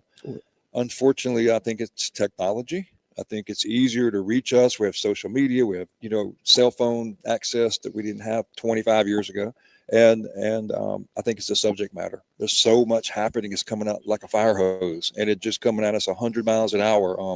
Solar, wind, nuclear, lithium, carbon capture, just coming at us, and insurance issues, and all the hurricanes we're having, and just so many things coming, and even the social issues. There's so many social issues that have changed over the last decade. So it is no longer, and I sincerely mean this, and my career is coming to an end. I have 1 term left. It is no longer a part-time job. And I think the legislature is going to have to address that, because it's going to be harder and harder to get people to serve, because you can't work at a real job and be a legislator anymore. And where you could have 20 years ago. Yeah. And so I think we're going to have to address that. We got about a minute and a half left with State Representative Brett Guyman. Want to bring it back around to your district. You mentioned all the hurricanes. I'm glad you did, because that's one of the things I wanted to talk with you about is we're not that far removed from 2020, which was just brutal over here. We got a good 5 years worth of recovery going on. How is recovery? I think we're finally taking a breath. Okay. It's been, as we had Laura and Delta back to back in 2020, right over the top of Lake Charles, 145 miles an hour, and it just devastated us. But I think we are finally taking a breath. Okay. And we're doing really well here. I mean, the Southwest Louisiana area is an economic engine right now, and driven mainly by LNG, but it's just really, and again, McNeese is just on fire, and things are going really good over here. All right, last one. Did I mention that Will Wade came over? You mentioned that once or twice so far. Last one before I get you out of here, and you can't say the McNeese Student Union. For someone in Baton Rouge passing through Lake Charles, what's the one go-to restaurant they have to hit while they're here? Daryl's. Daryl's. Where's Daryl's? Daryl's is on College Street. Okay. Best po' boy in the world. Oh, that's so bold. He's State Representative Brett Guyman. Thank you so much for a couple minutes. Thank you for having me. Absolutely. Coming up on 750 at Talk 107.3 FM. We got a break for your money now. We will check traffic. When we come back, we are going to talk a little bit about some of those insurance rates. As for auto insurance, it looks like things might be headed in the right direction. That's next. All right, you're clear. Thank you. Walked in about the way we should. Yeah, that's great. Thank you.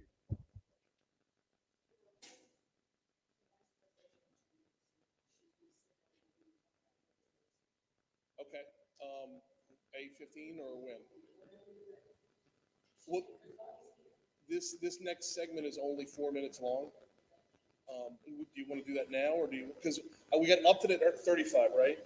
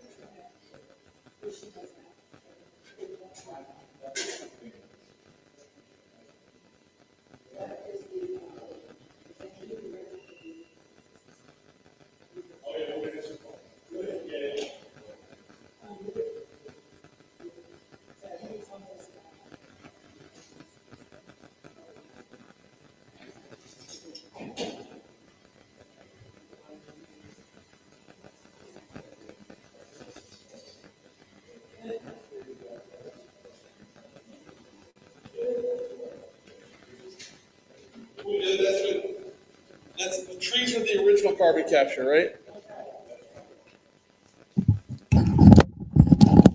Hey, JP, Hey, have you prepped this day in history? of course. Okay, I think we're going to have to blow it out.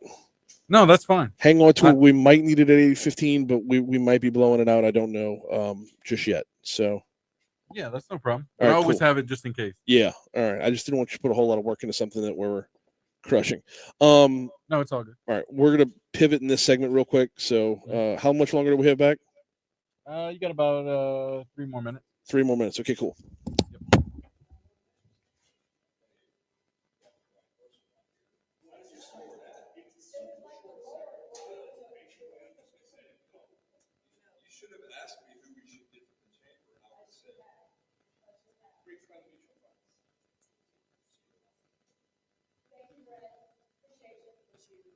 Right there, and which basically it's going to be just what is Legisgator.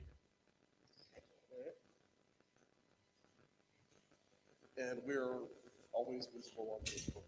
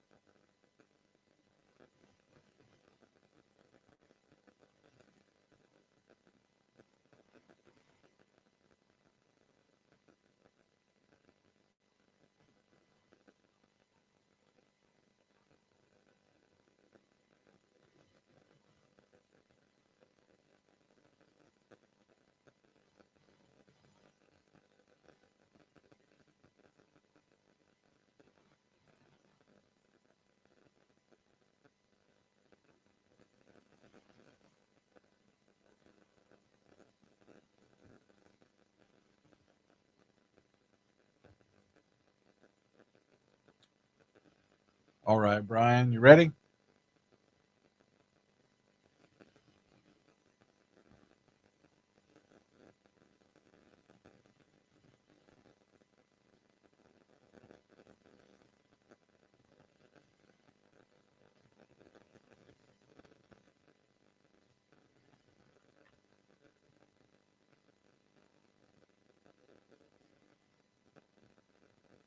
How we looking, JP?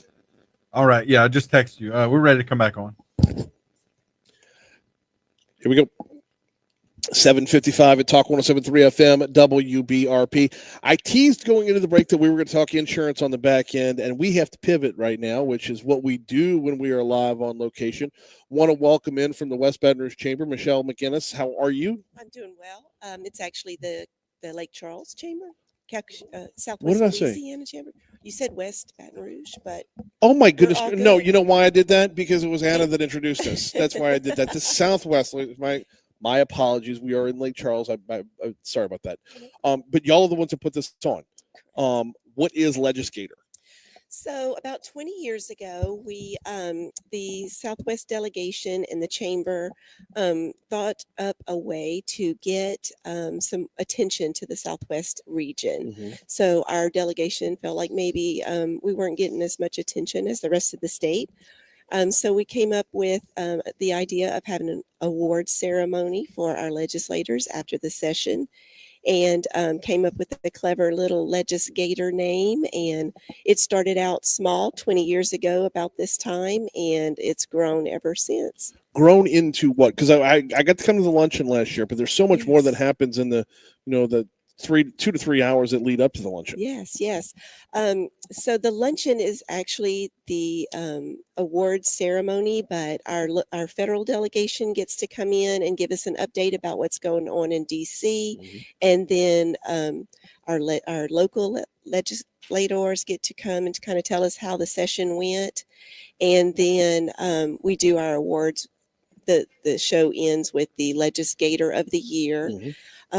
But leading up to that, there's usually all kinds of functions, fundraisers for the parties.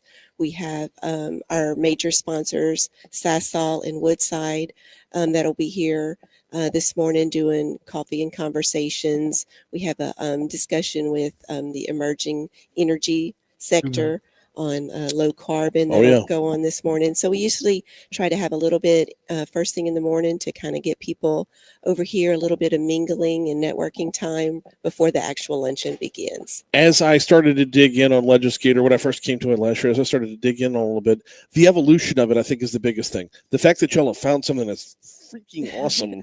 You've got your foothold on it, and you know how to Yes. grow it from here. Yes. Talk to me a little bit about, and I know like one person's vision, but where would Yeah, you like to sure. see this thing go? Well, it's been said a number of times over the last couple of days that it's becoming the DC Mardi Gras of Louisiana.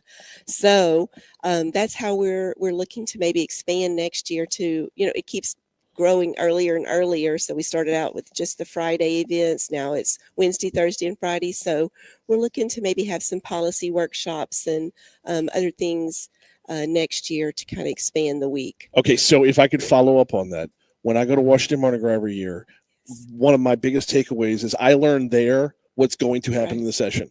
Yes. What I learned last year coming to Legislator was the conversation was more, what did we miss? Correct. What did we miss? And that's actually the precursor to the other conversation of what do we need to get done. Yes. So it's that link It's in the kind of- chain that moves it along. It moves the ball up the field. Yes, it's a mid-year check-in. Yes. So yeah, we're looking forward. It's a kind of a recap on the session, but also what did we miss? What are we looking forward to? What are we going to accomplish next session? So yeah, so we're excited about it growing, and we've asked LaBerge to kind of expand that ballroom out so we can get more people in. But You get a lot of people in hey. there. You get a lot of people in that room for sure. It's always sold out, and there's probably about 50 people on the waiting list every year. So we'll work on it. Very cool stuff. She is Michelle McInnes with the Southwest Louisiana Chamber. you Thank very you so much. much for a couple minutes. Appreciate you. Coming up, heads up 8 o'clock. It's time for news. All right, you're clear. Thank you.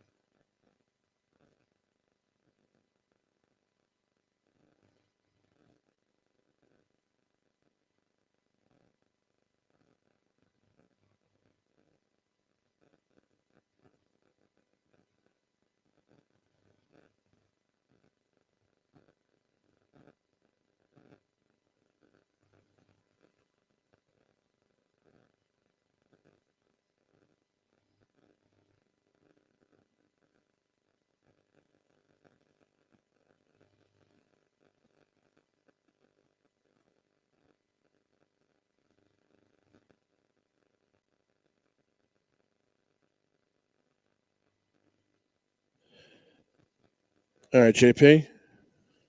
Yeah. Okay, yeah, we're still working on the 8:15 segment, but I can tell you 8:35 segment is going to be Dr. Greg Upton from LSU. So hang on near this day in history. We might squeeze it in over there.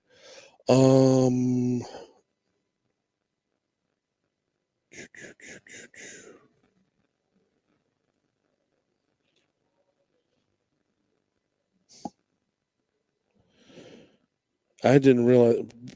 I'm getting a look at my text. Brett Guyman just absolutely destroyed my text messages. Good Lord.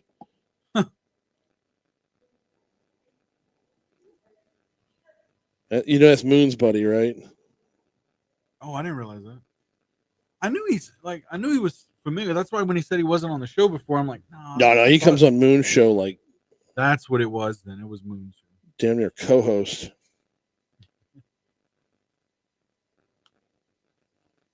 And so who's up next? The next guest is Buck Vanderstein, the CEO of the Louisiana Forestry Association. Okay, just wanted to know that way.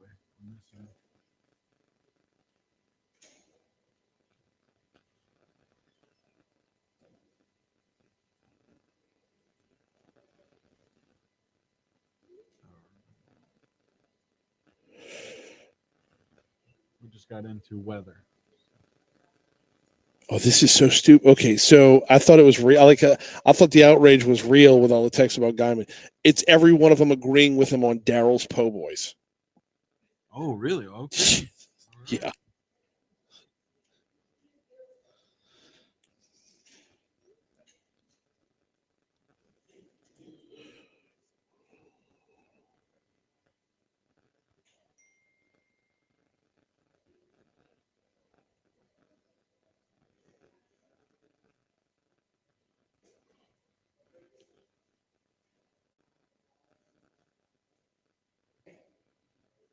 Just got to the 8 o'clock open. Okay.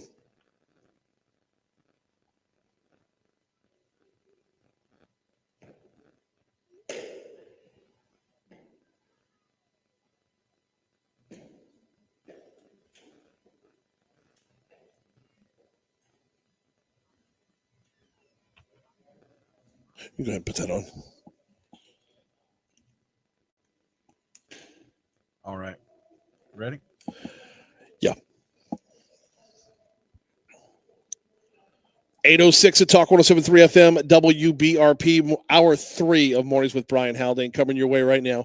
Brian here with you. JP's back in studio. We are up to 80 degrees in downtown Baton Rouge, and the sun is shining brightly in Lake Charles. Yes, we are in Lake Charles. We're at Low Bears Casino Resort in Lake Charles for the Legisgator Conference. The great folks over at Industry Makes have sent us out here to hopefully hear some stories along the way.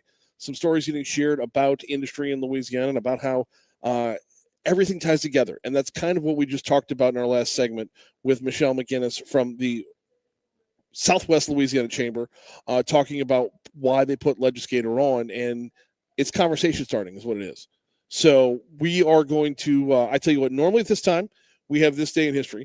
Normally at this time, the good folks at 5 Star Printing and Signs, 271-4096 is their phone number, 271-4096. Call Danny and his team. I tell you what, look around your office, whatever printed material you have. Do you need a refresh? Do you need an upgrade? Take a look at your business card. Do you need a refresh? Do you need an upgrade? Take a look at the merchandising that you are putting your logo out there on. Merch is so important right now. Branding is so important right now to put your company's best foot forward. That's what Danny and his team does. You'll find them right next door to Big Mike's over in Denham Springs, 271-4096 for 5 Star Printing and Signs. But we do have to blow out this day in history today to keep the content moving from Legisgator. We've got Buck Vanderstein in with us. He's the CEO of the Louisiana Forestry Association. How are you, sir? Oh, that's my fault. Took me till the third hour to screw that up. How are you, sir? Fine, Brian. Good morning to you and your listeners. Glad to have you on this morning. All right, let's talk a little bit about forestry. We're going to get into the carbon capture topic in a little bit, but just overall state of the industry is what? Forests cover nearly half the state of Louisiana, over 15 million acres of forest. Most of that is privately owned by mom and pop landowners. Okay. Early in the 1900s, as the timber was cut, the original timber was cut, we didn't have too much of a thought of reforestation. So we talked to a lot of landowners, got a lot of landowners. The Forestry Association was organized to reforest Louisiana. Okay. And we, over the last 75 years, have accomplished that.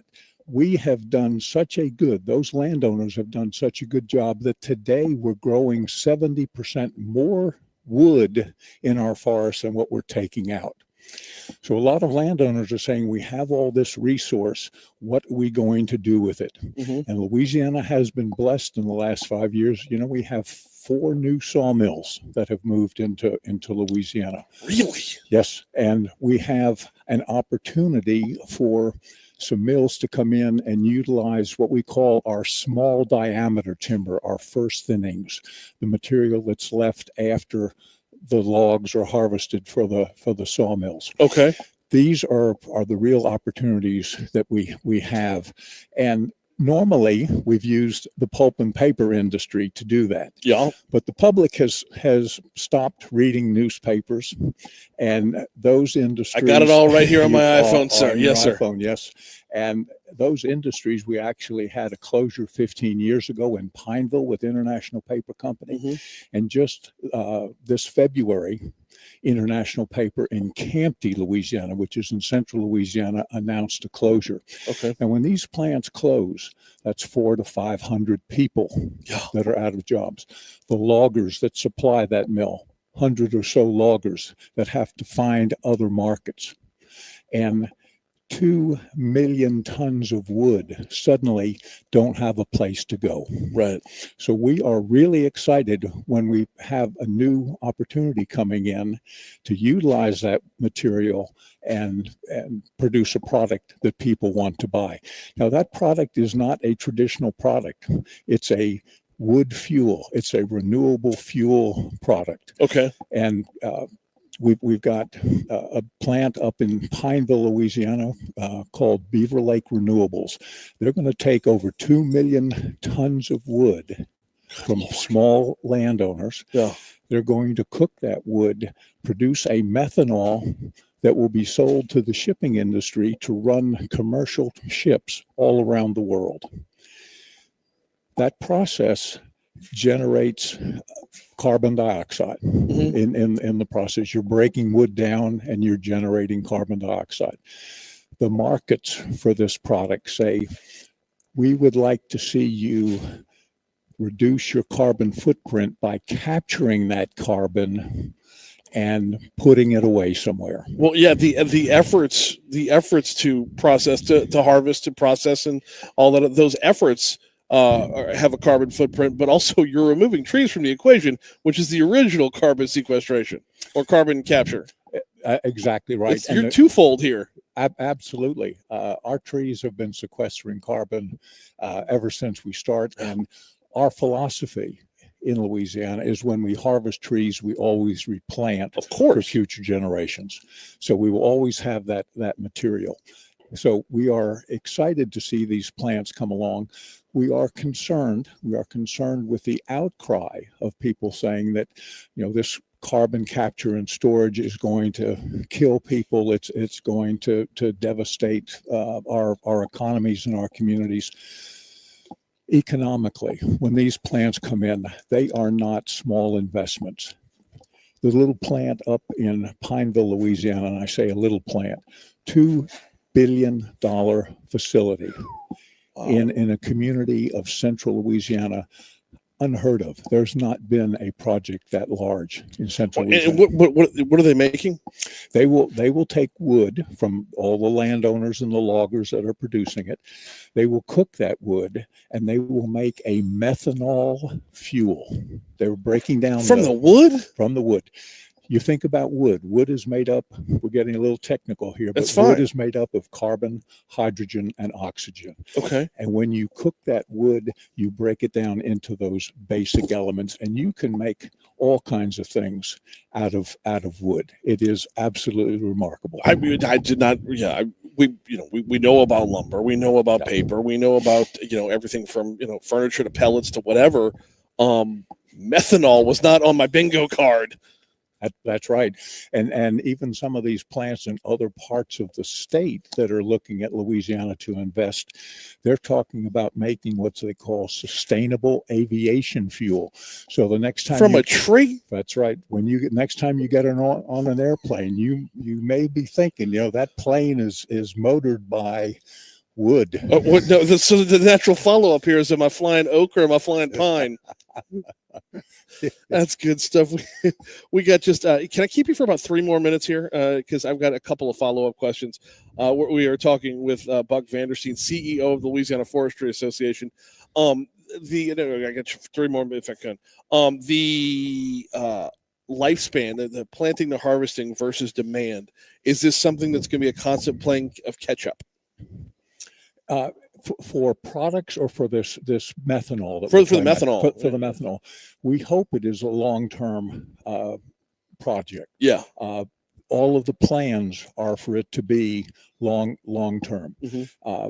The major investors, the major shipping lines, believe it is going to be long-term because they are converting their ships from burning heavy oils to burning methanol. And this is not a small investment. I mean, these are like $200 million every reconversion on a ship to burn. What's the carbon footprint of the methanol? Well, is much less than the heavy oils. Yeah. Absolutely. Okay, so you've taken that twofold battle on this side and you've added a little bit to balance out the equation on the other. That's right. And that equation then becomes more protecting our climate from the release of carbon dioxide and the greenhouse gases. Now, a lot of people say this climate issue is a fad. It's here and gone. But the thing that we look at are the investors, are the people with money. Are they convinced that they want to do some things? And what we have seen is that they are still pushing the markets to say, how are you reducing your carbon footprint? Right. Look at this big plant up in Northeast Louisiana, that the Meta plant. Yeah, the artificial intelligence. I mean, they're talking about using wood to fuel some of their energy needs because of its low carbon footprint. Yeah. And we're in Lake Charles here, and as Representative Guyman was talking about the liquefied natural gas hub, there are forest products industries looking right here in Southwest Louisiana to build plants that will burn wood for energy, low carbon emission. See, I mean, that's, and when you start talking about Meta, Facebook, anybody from Silicon Valley up in there in Northern California, hell, Stanford's mascot's a tree. So there's going to be a lot of crossover and a lot of growth here. How do you maximize your message? Knowing that we need markets. Yeah. If we are going to continue to build on the forest industry, the end result is if we have markets, when we can generate income, we can do better forestry work on the ground. Okay. So it's a cycle of growing trees, harvesting those trees, replanting those trees for future generations. Our success is going to be bringing mills in that will enhance our communities, provide jobs and economic opportunity and safety in our community, continue to grow trees, and make people want to stay in rural areas and not move to major cities. That's amazing stuff from start to finish. Amazing stuff. Buck Vandersteen, thank you so much for a couple minutes this morning. I greatly appreciate it. Brian, thank you. Absolutely. Awesome stuff. 817 Talk 107.3 FM, WBRP. Quick break. Coming back. We got a lot of news to catch up on. Hopefully we'll do some of that next. Clear. Cool.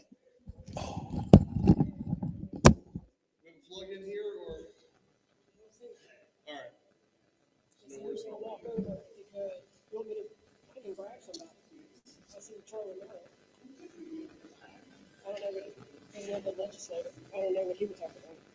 You got something to fill? Yeah, I got a couple of news items to hit. Just quick hitter news. Oh, and this day in history. We're gonna go back to it. Okay, I'm Thank you. mosey around. Thank you. Thank you so much. I'll see you in the breakfast and the lunch or whatever. Yeah, be around. All If you right. need anything, give me a holler. I will. Thank you, bud. All right. Underrated. He was flipping awesome. That was a good get. That was awesome. Yep. He is good. And he just approached or presented it for what he's prepared for this jury too. He's excellent. And that's why that Central Louisiana, some guys, people used to let him do the talking. Yeah.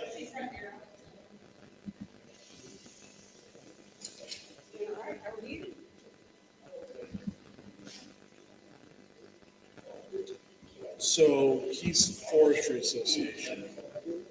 I've had Tony McAllister on a couple times from the Ballers Association. Right. So I assume the two of them probably. I'm sure they work hand in hand. Yeah. So Rep Romero is out there. If you want to talk to Rep Romero. I don't know what he'd say differently than Brett, but Is he on that side of the Department of Capital as well? he wants to support it, but his people are yelling at him. Where's he from? This area? Jennings, maybe?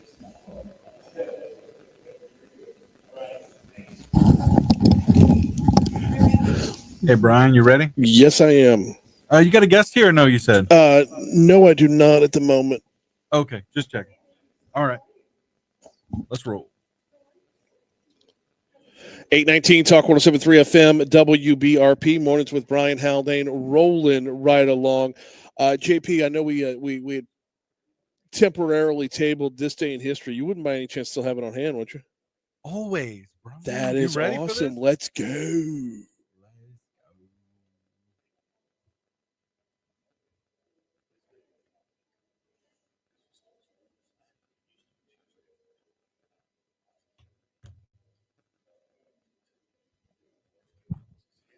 All right. Let's see. Beginning here in 1635. As you would. Just in time for hurricane season, where the first recorded hurricane in North America hits the Plymouth County colony. Kidding. Sorry. Yeah. I guess first documented hurricane. So Yeah. let's see. 1936. Carla de Vries, an American tourist at the swimming event of the Berlin Olympics, finds Adolf Hitler, quote, so friendly and gracious that she shakes his hand and gives him a kiss. What? This is insane, right? Wow. Oh, man. Just to think of that in those terms, though, right? Just to personify or make human, you know? Right. I mean, this is 36, so, just, ooh, man. Yeah. Insane. Well, I mean, Looking back in 1936, I guess hindsight. 36 was before we knew all the bad stuff, right? Right, and that's what I mean. That's Yeah. what I mean is that an American tourist just thinks, oh, this is a great guy. Who's this fella? Yeah. It's He's got a funny little mustache. Norm Macdonald did a great bit about like reading up on Hitler. It's Hitler's dog, right? No, but it was like it's as if you had never heard of him before. Yes. And I believe And he then, has like a midway special. through a reading, he's like, "Oh, hold the fort." Yeah. My friend Albert and I were talking about this yesterday. He has a special, and it's like from the point of view of Hitler's dog, of like, hey, this might not be such a bad guy. You know, Oh, I mean, man. he's like, Norm is just incredible, Only man. Norm. Norm is the man. only one. That's the only one where that's possible. Just hold the my fort. goodness. Wait. Yeah. Apparently, he didn't like the Jews very much, and then it just Right. it just degenerated from there. Oh man. Terrible stuff. All right, what else is going on? 1939, The Wizard of Oz premieres in Hello. Hollywood. Okay. Yeah. All right. Also, is that the best movie to be released on this day? I don't know. Do you know of another one? Yeah, we got to fast forward. Oh, we're gonna move quickly because I'm about to squeeze another guest in. Okay, well, 1969 Woodstock happens. Okay. And then you know what? Let's go with yours then, if we're pressed for time here. Mine was it was on this day in 1979 that Francis Ford Coppola's Apocalypse Now was released. Oh, okay. Yep. Yeah. Yep. Any other big events for today? I mean, or are we moving on to birthdays? You know what? Something's happening today that I think a year from now is going to be kind of a big deal, where the first ever World Humanoid Robot Games begins in Beijing, China, with over 500 androids from 16 countries competing in various events such as football, martial arts, and dance. Football, martial arts, and dance. Wait, you said human robot games? Yes, it's called the World Humanoid Robot Games. I will whip C3PO's behind. Let's go. Oh, yeah, let's do it. I'm here for it. Yes. We better Moving on win. to- Because the second we don't win, it's just it's over forever. It's like losing to your kid in basketball. I know. It's like once they beat you, you never get that back, right? That's right. All right. Birthdays, what you got? Napoleon today. Napoleon's birthday is today. That is correct. Yes. Also, actor Ben Affleck. Yep. Let's see. Anthony Anderson today as well. No kidding. Actor. All right. Yeah. Let's see. Jennifer Aniston today. I'm sorry. Jennifer Lawrence today. Sorry. Yes. No, I was all moving good. quickly. Let's see. And Julia Child today. Also added to that list, Melinda Gates and Princess Anne and Louisiana's own Bubby Brister, born on this day. Okay. Got any big deaths? Not Headline really things? big ones. Just Will Rogers. Okay. Sorry, I was tripping over my. All right. Let's see. Anything for you? No, that was it. And National Relaxation Day. We can go with that. You know what? No, we can't do National Relaxation Day at all. We're not It's- relaxed. No, because we're all hyped up at Legisgator, and we're going to keep things moving. So we're going to blast right past National Relaxation Day and keep the guest list moving here. We got about 7 minutes before we have to hit break. That's enough time to squeeze in Representative Romero. How are you, sir? I'm good, thank you. Glad to have you on here today. All right, walk me through a little bit about the Legisgator experience. Like what you get out of today? So look, there'll be, maybe over 400 people here today, all across the state, and a bunch of the legislators. And it's a day for Southwest Louisiana to showcase what we do. It's a wonderful venue here at LaBerge. Yes. And everybody's going to come together so that we can visit. You're going to have congressmen here, maybe the governor, and most of the legislators.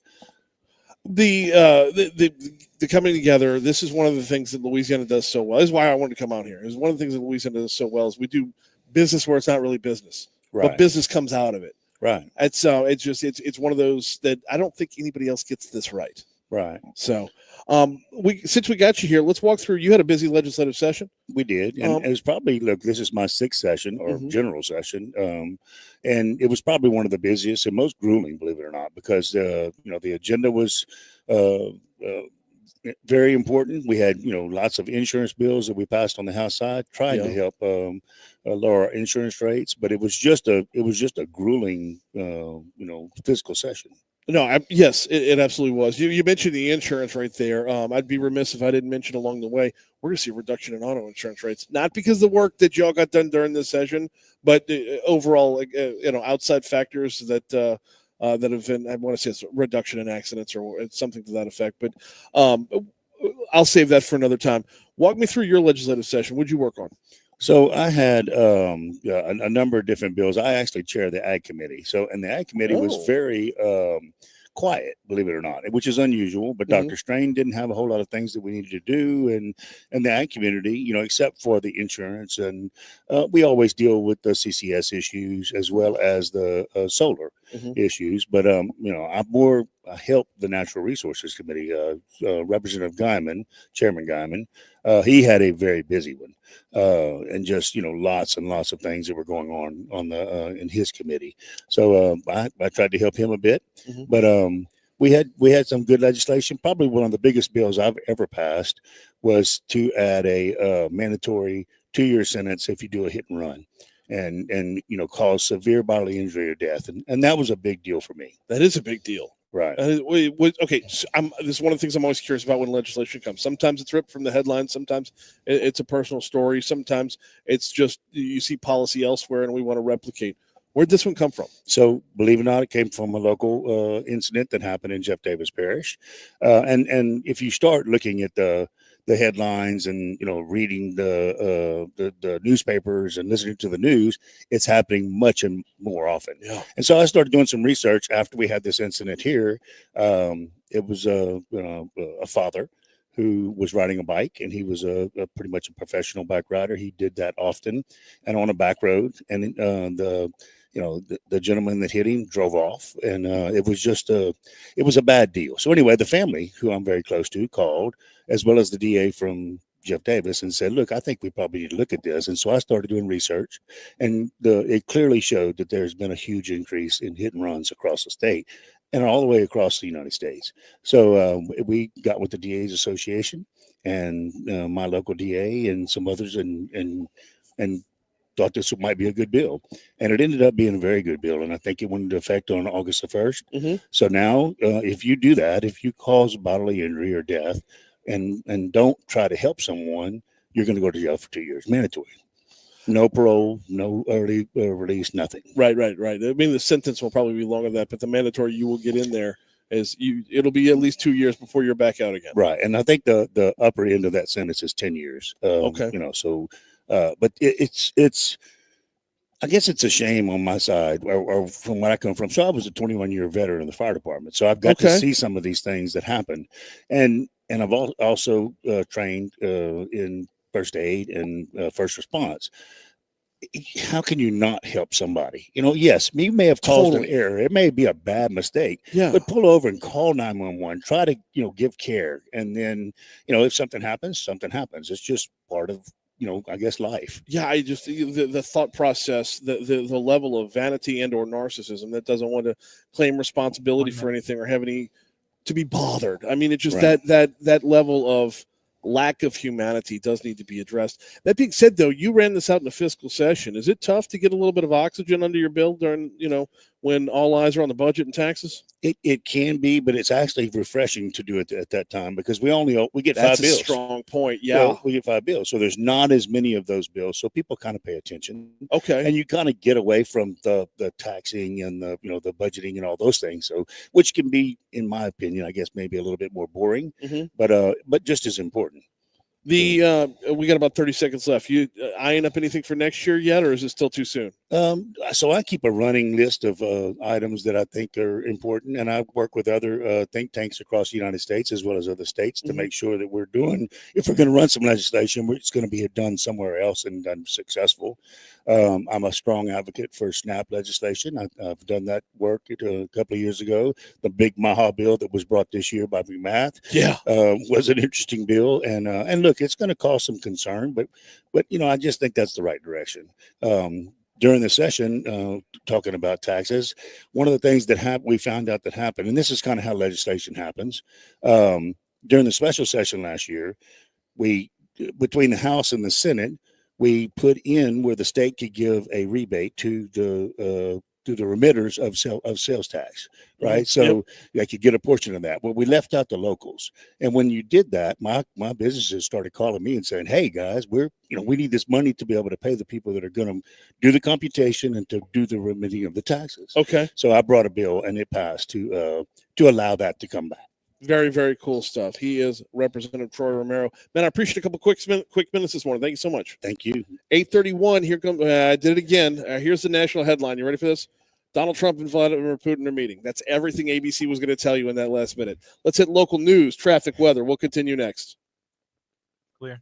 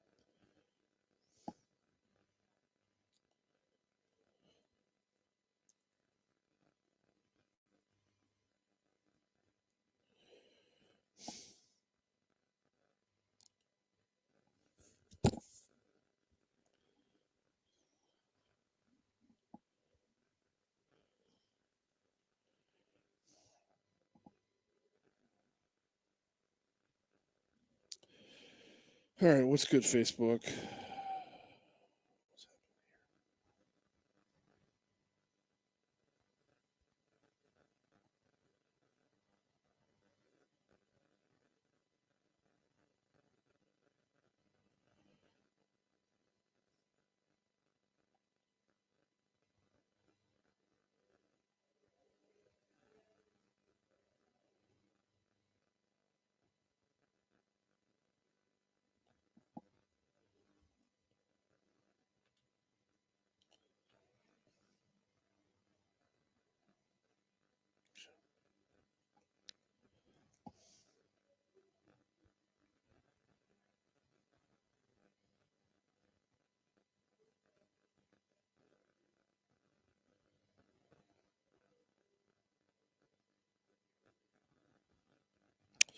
Oh my. All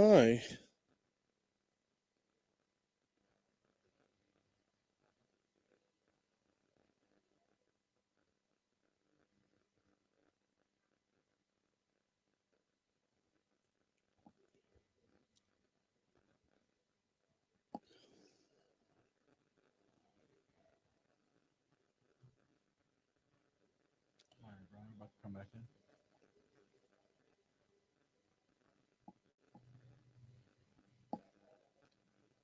All right, Brian, you ready? Yes, I am. All right, let's roll.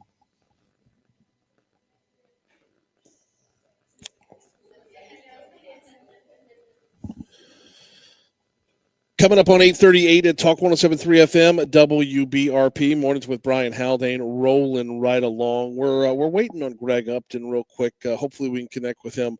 I want to apologize for the logistics this morning. This is our first time broadcasting from Legisgator. The number of places we take the show on the road. Normally we know our setup. Even in Washington Mardi Gras, where I have to be kind of a nomad a little bit, traveling from hospitality suite to hospitality suite, we can know in advance like how it's going to play, how it's going to look.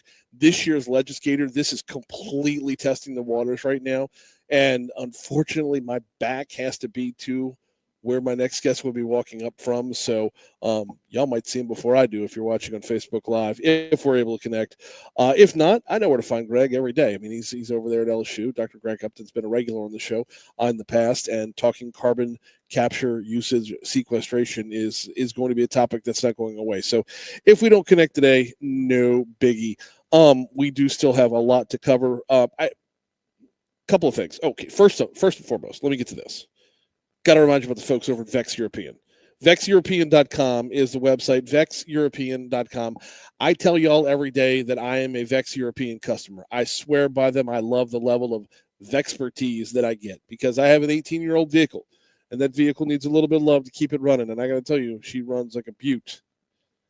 That being said, it's not just about the 18-year-old vehicle. It's about making sure that as you make your investment into a European vehicle, into a Mercedes, a BMW, a Jaguar, an Audi, you name it, as you've made that investment, you're taking the best care of that investment the entire way through the way. And, oh, by the way, shout out to Byron over in the chat. Byron, part of the glorified crew over there on our Facebook Live chat. Byron says, I went to Vex for the first time yesterday. Great experience and price was good. He says some other things there that we'll leave to. No, I'll include. He says bonus, Twin Peaks, and Total Wine were close by. But Vex European over there in Industrialplex, kind of the backside of Industrialplex right there. Byron's spot on. You are going to get great service, and the pricing is going to be on point as well. But my biggest thing about them is the fact that when you have a BMW, you have a BMW Tech. When you have a Jaguar, you have a Jaguar Tech. Check them out online at VexEuropean.com.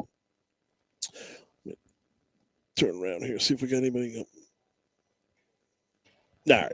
we're going to keep it moving right here on Talk 107.3 FM as we are broadcasting live from Legisgator. We are at L'Auberge Casino Resort in Lake Charles, Louisiana. We are on the road for this event. We've talked a little bit about the event. We've talked with some of the folks that have a stake in industry in Louisiana, and the folks from Industry Makes are the ones who sent us out here today.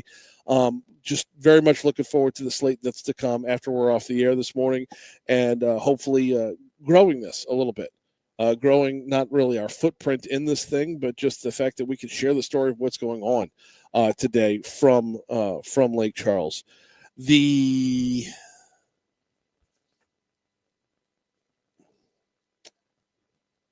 Sorry, I know it's live radio, and I shouldn't be stopping in the middle of a segment, but I'm trying to make the most of this to make sure we can get our guest in here.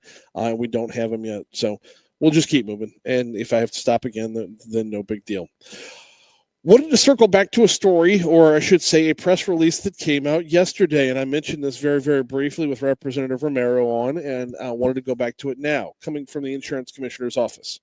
Commissioner Tim Temple is providing an update on trends in Louisiana's auto insurance market through mid-2025, including several auto insurance rate decreases that are primarily driven by reductions in accident frequency. Tim Temple put this out yesterday and wants to make it very, very clear. The work that got done in the legislative session, it's too soon for that to have taken hold when it comes to rates. This is based off of claims. This is based off of accidents. This is based off of the data that's out there in the real world. Quote, as cost drivers in the market go down, losses go down with them, and businesses are incentivized to compete for customers through lower pricing, Commissioner Temple said. While it will take time for this year's legal reforms to take effect and begin making a difference, it's a positive sign that insurers saw fewer accidents in 2024 and early 2025. So what kind of numbers are we talking about here? Well, it would help if I wouldn't scroll on. What kind of numbers are we talking about here? Since January 1st of this year, auto insurance have filed over 20 rate decreases within Louisiana's market. Of those, 14 were for a decrease of more than 1%. Insurers generally cited reductions in accident frequency as the primary reason for the decreases. We saw one at... Is that an 8% decrease? And just shy of 10% decrease with Go Auto. We saw Allstate asking for decreases, State Farm asking for decreases. Like I said, Go Auto. Hugo, I don't know Hugo. Hugo's asking for a 13% decrease. Just across the board, you're seeing a number of opportunities for chunks to be taken out of your auto insurance, which is always a good reminder that you want to shop your auto insurance every time you can. You want to shop your auto insurance the same way you want to shop your homeowner's insurance. We walked that path personally this week, shopping the homeowner's insurance. I've been with the same, Christy and I have been with the same homeowner's insurance for as long as we've owned our home. And it got to a breaking point with us. It got to the point where we were just, I don't want to say being bled dry, but my word. A lot of it was you just accept that when you have a flood in 2016, when you run out of letters in the alphabet in 2020 for hurricanes, when you run out of letters in the Greek alphabet, when you just all things combined, NFIP, like everything combined that would make your insurance cost a little more, there's a certain level of acceptance of seeing numbers go up, of seeing rates go up, premiums go up. We got to a point this year when we went to renew our insurance where it was going to double. It was, just shy of double. And we hit that breaking point. We hit that enough is enough point where if the insurance company had offered us something that was like $1,000 more and not $7,000 more, we probably would have taken it on the chin. We probably would have said, okay, this is just the nature of things and kept moving forward. But the fact that the increase was so stark, we were forced to shop around. Tim Temple was on last Tuesday when we were out at the insurance Department of Insurance meeting. He encouraged it too, said shop around. So I did. And the difference between what we were going to sign on with versus what we ended up with, I'm not exaggerating, it's a Catholic school tuition. We saved a Catholic school tuition by shopping around and moving our insurance around. I know. I went from talking about auto being knocked down because there's fewer accidents to talking about shopping your homeowner's insurance, but it's been at the forefront. and we'll continue to be at the forefront as things move on. 8:45 at Talk 107.3 FM WBRP. It's looking like we don't have Dr. Upton. That's no problem right there. We'll continue on right now and dive back into some other news of the day. JP, I'm gonna need you to grab some cuts if you don't mind. Yeah, that'll work. All right. There was one other story that I knew I wanted to touch on before we got out of here, so we're going to go ahead and find that one right now.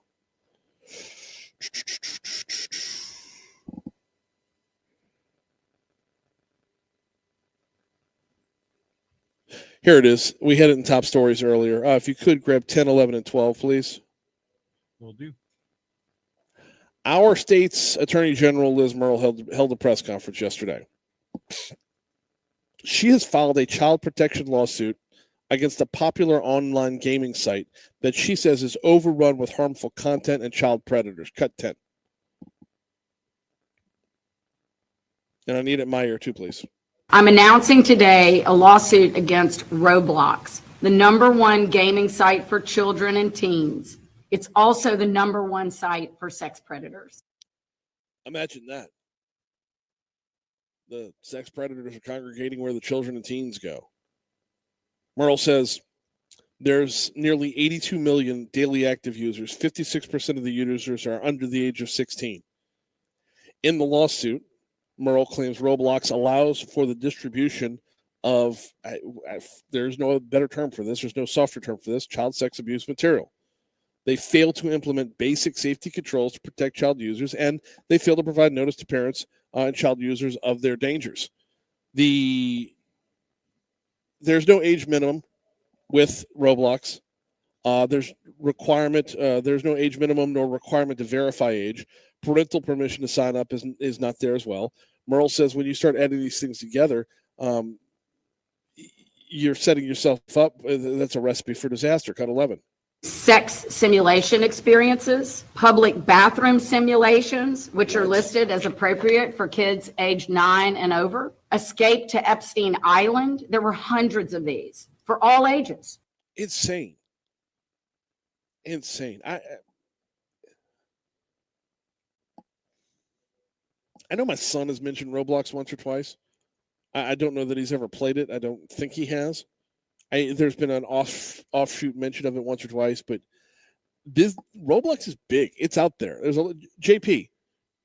Yes, you've got kids. Are they into Roblox? So yeah, and since this came out, I've questioned my kids. Like really, with anything they're on, I question the morality of it. You know what I mean? Mm-hmm. But yeah, they said they haven't encountered anything like this, and while I trust my kids with this coming out, I think it's time to just sign off and be done with Roblox altogether. Oh yeah, I mean it's obviously a better safe than sorry scenario, right? Right. You just step away, go find something else to play. That's not, and James is more into Minecraft than anything else.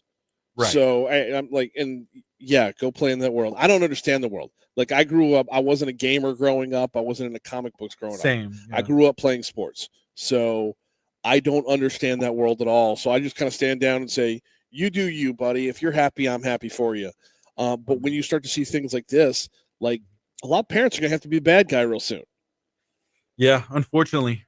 Yeah, but no, I know it's what's necessary. Murrill, by the way, filed the lawsuit in Livingston Parish, where Sheriff Jason Ard said just last month his deputies arrested an individual suspected of possessing child sexual abuse material, and the suspect was actively using the online platform of Roblox. Cut 12, please. We had a person, our actual suspect was on Roblox, posing as a 14-year-old girl, basically doing what he does. Scary stuff. By the way, Murrill says Roblox is in violation of Louisiana law. She's seeking permanent injunctive relief. Here comes your money now. We're clear. We still got you got about 5 seconds. I'm good. That's all.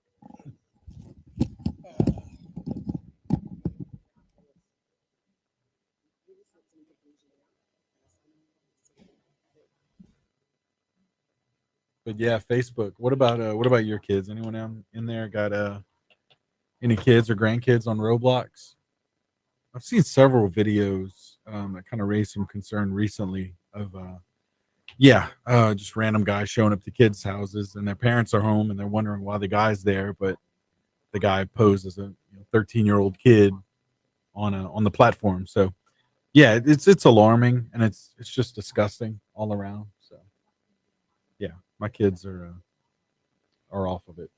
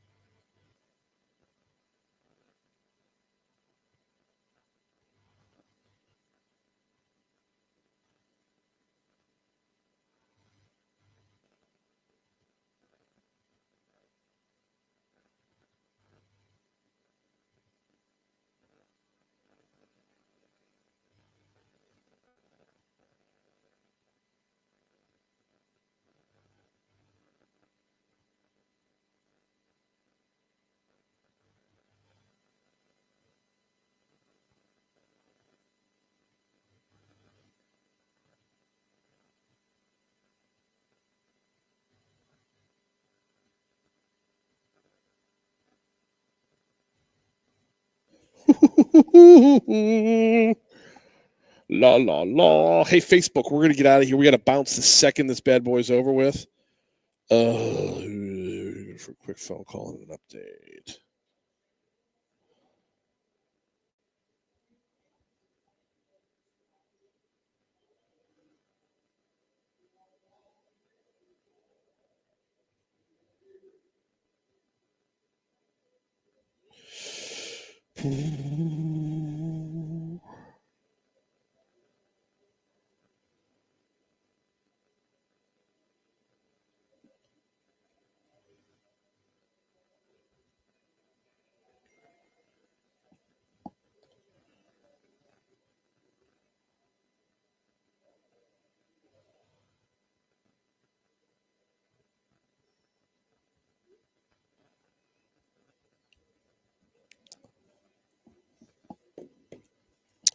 JP, we back?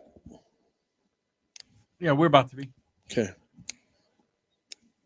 We're going to close out having some fun. Okay. Sounds good. All right, let's roll. 8:56 at Talk 107.3 FM WBRP. Just a couple minutes before we close out here, and hand things off to Moon Griffon, who is oddly enough east of me right now, right? And normally, Moon's in his home base over there in Lafayette. So we will hand off to him in just a little bit as we wrap up our broadcast from Legisgator. You see a little bit of movement in the background behind me if you're watching on Facebook Live. The meat of this thing doesn't start until 9:30. And we've had some great guests on. We've had some misconnections that have already been rescheduled, so be on the lookout for a lot of follow-up Legisgator content in the next week. But a super-duper shout-out to the folks at Industry Makes for sending me out here. IndustryMakes.org is the website. As we talk about business in Louisiana, industry in Louisiana, manufacturing in Louisiana, let me put this another way. When you talk about your neighbor's house not being up for sale or the neighbor on the other side not being foreclosed on, when you talk about regrowing Louisiana, when you have industry, when you have manufacturing, when you have business, you have people. When you have people, you have community, and that's what this is all about. That's what Industry Makes does, and I absolutely love it. Couple of housekeeping notes before we get out of here. I did a whole thing about shopping my homeowners insurance, and you know what I did not do? I failed to mention where I landed. Coastal Louisiana Insurance is where I landed. Coastal Louisiana Insurance is my new home base over there. Jay Robichaux, Katie, their whole team, they did a fantastic job to shop my insurance and make sure I was taken care of. And at the end of the day, I saved the Catholic school tuition. It's awesome. So give my boy Jay a call over there at Coastal. I don't have his phone number handy. Just Google him. One more quick note, and I want to go back up to the interview that I did with Brett Guyman. Brett Guyman, I'm in his district right now. He is a Lake Charles representative. And on the way out, I asked him offhandedly, I said, if I'm from out of town and I'm just passing through Lake Charles, where do I need to stop? What's the go-to restaurant? And he said Daryl's Po' Boys. And my text line exploded. Unbelievable. Apparently, I am the most ignorant person on the planet because I didn't know about Daryl's. Apparently, this Daryl's place is legit. I had text after text after text of people saying, first of all, shame on you for not knowing. And secondly, yes, he is 100% right. Daryl's has got game. I have to pause right now because my whole world is shaken. I refuse to accept it. Y'all might be right, and I refuse to accept it. I can't get on board with this. Daryl's? No. Let me stop right there. Forget Daryl. I don't know Daryl from Adam. What I do know is if you want a great New Orleans style po' boy, you got to be from New Orleans. What I do know is I swear right now my allegiance and love to one Rocco. It's going to take a tall order to sway me on this path or off this path. Brett Guyman's going to hit me with a po' boy shop in Lake Charles? No disrespect. Nothing but love, Lake Charles. Love what you got going on right here. Love everything about it. I'll even take the jabs about stealing Will Wade. That's fine. But don't you dare cross my boy Rocco. Still going to give it a try, though. We're out of here. Moon's next. We'll see you on Monday. All right, we're clear. Awesome. Good job today. Minus the Lake Urgent Care. Except for Dang it. Featured. I want my forestry guy featured. It was Buck, right? Yeah. Buck Vandersteen, which is an awesome name. That is cool. It sounds made up. But it does. Buck Vandersteen sounds. He's definitely in the witness protection program. He knows where Jimmy Hoff is buried. Yes. I'm supposed to be picking up. Yeah, well, I can't think of a headline right now.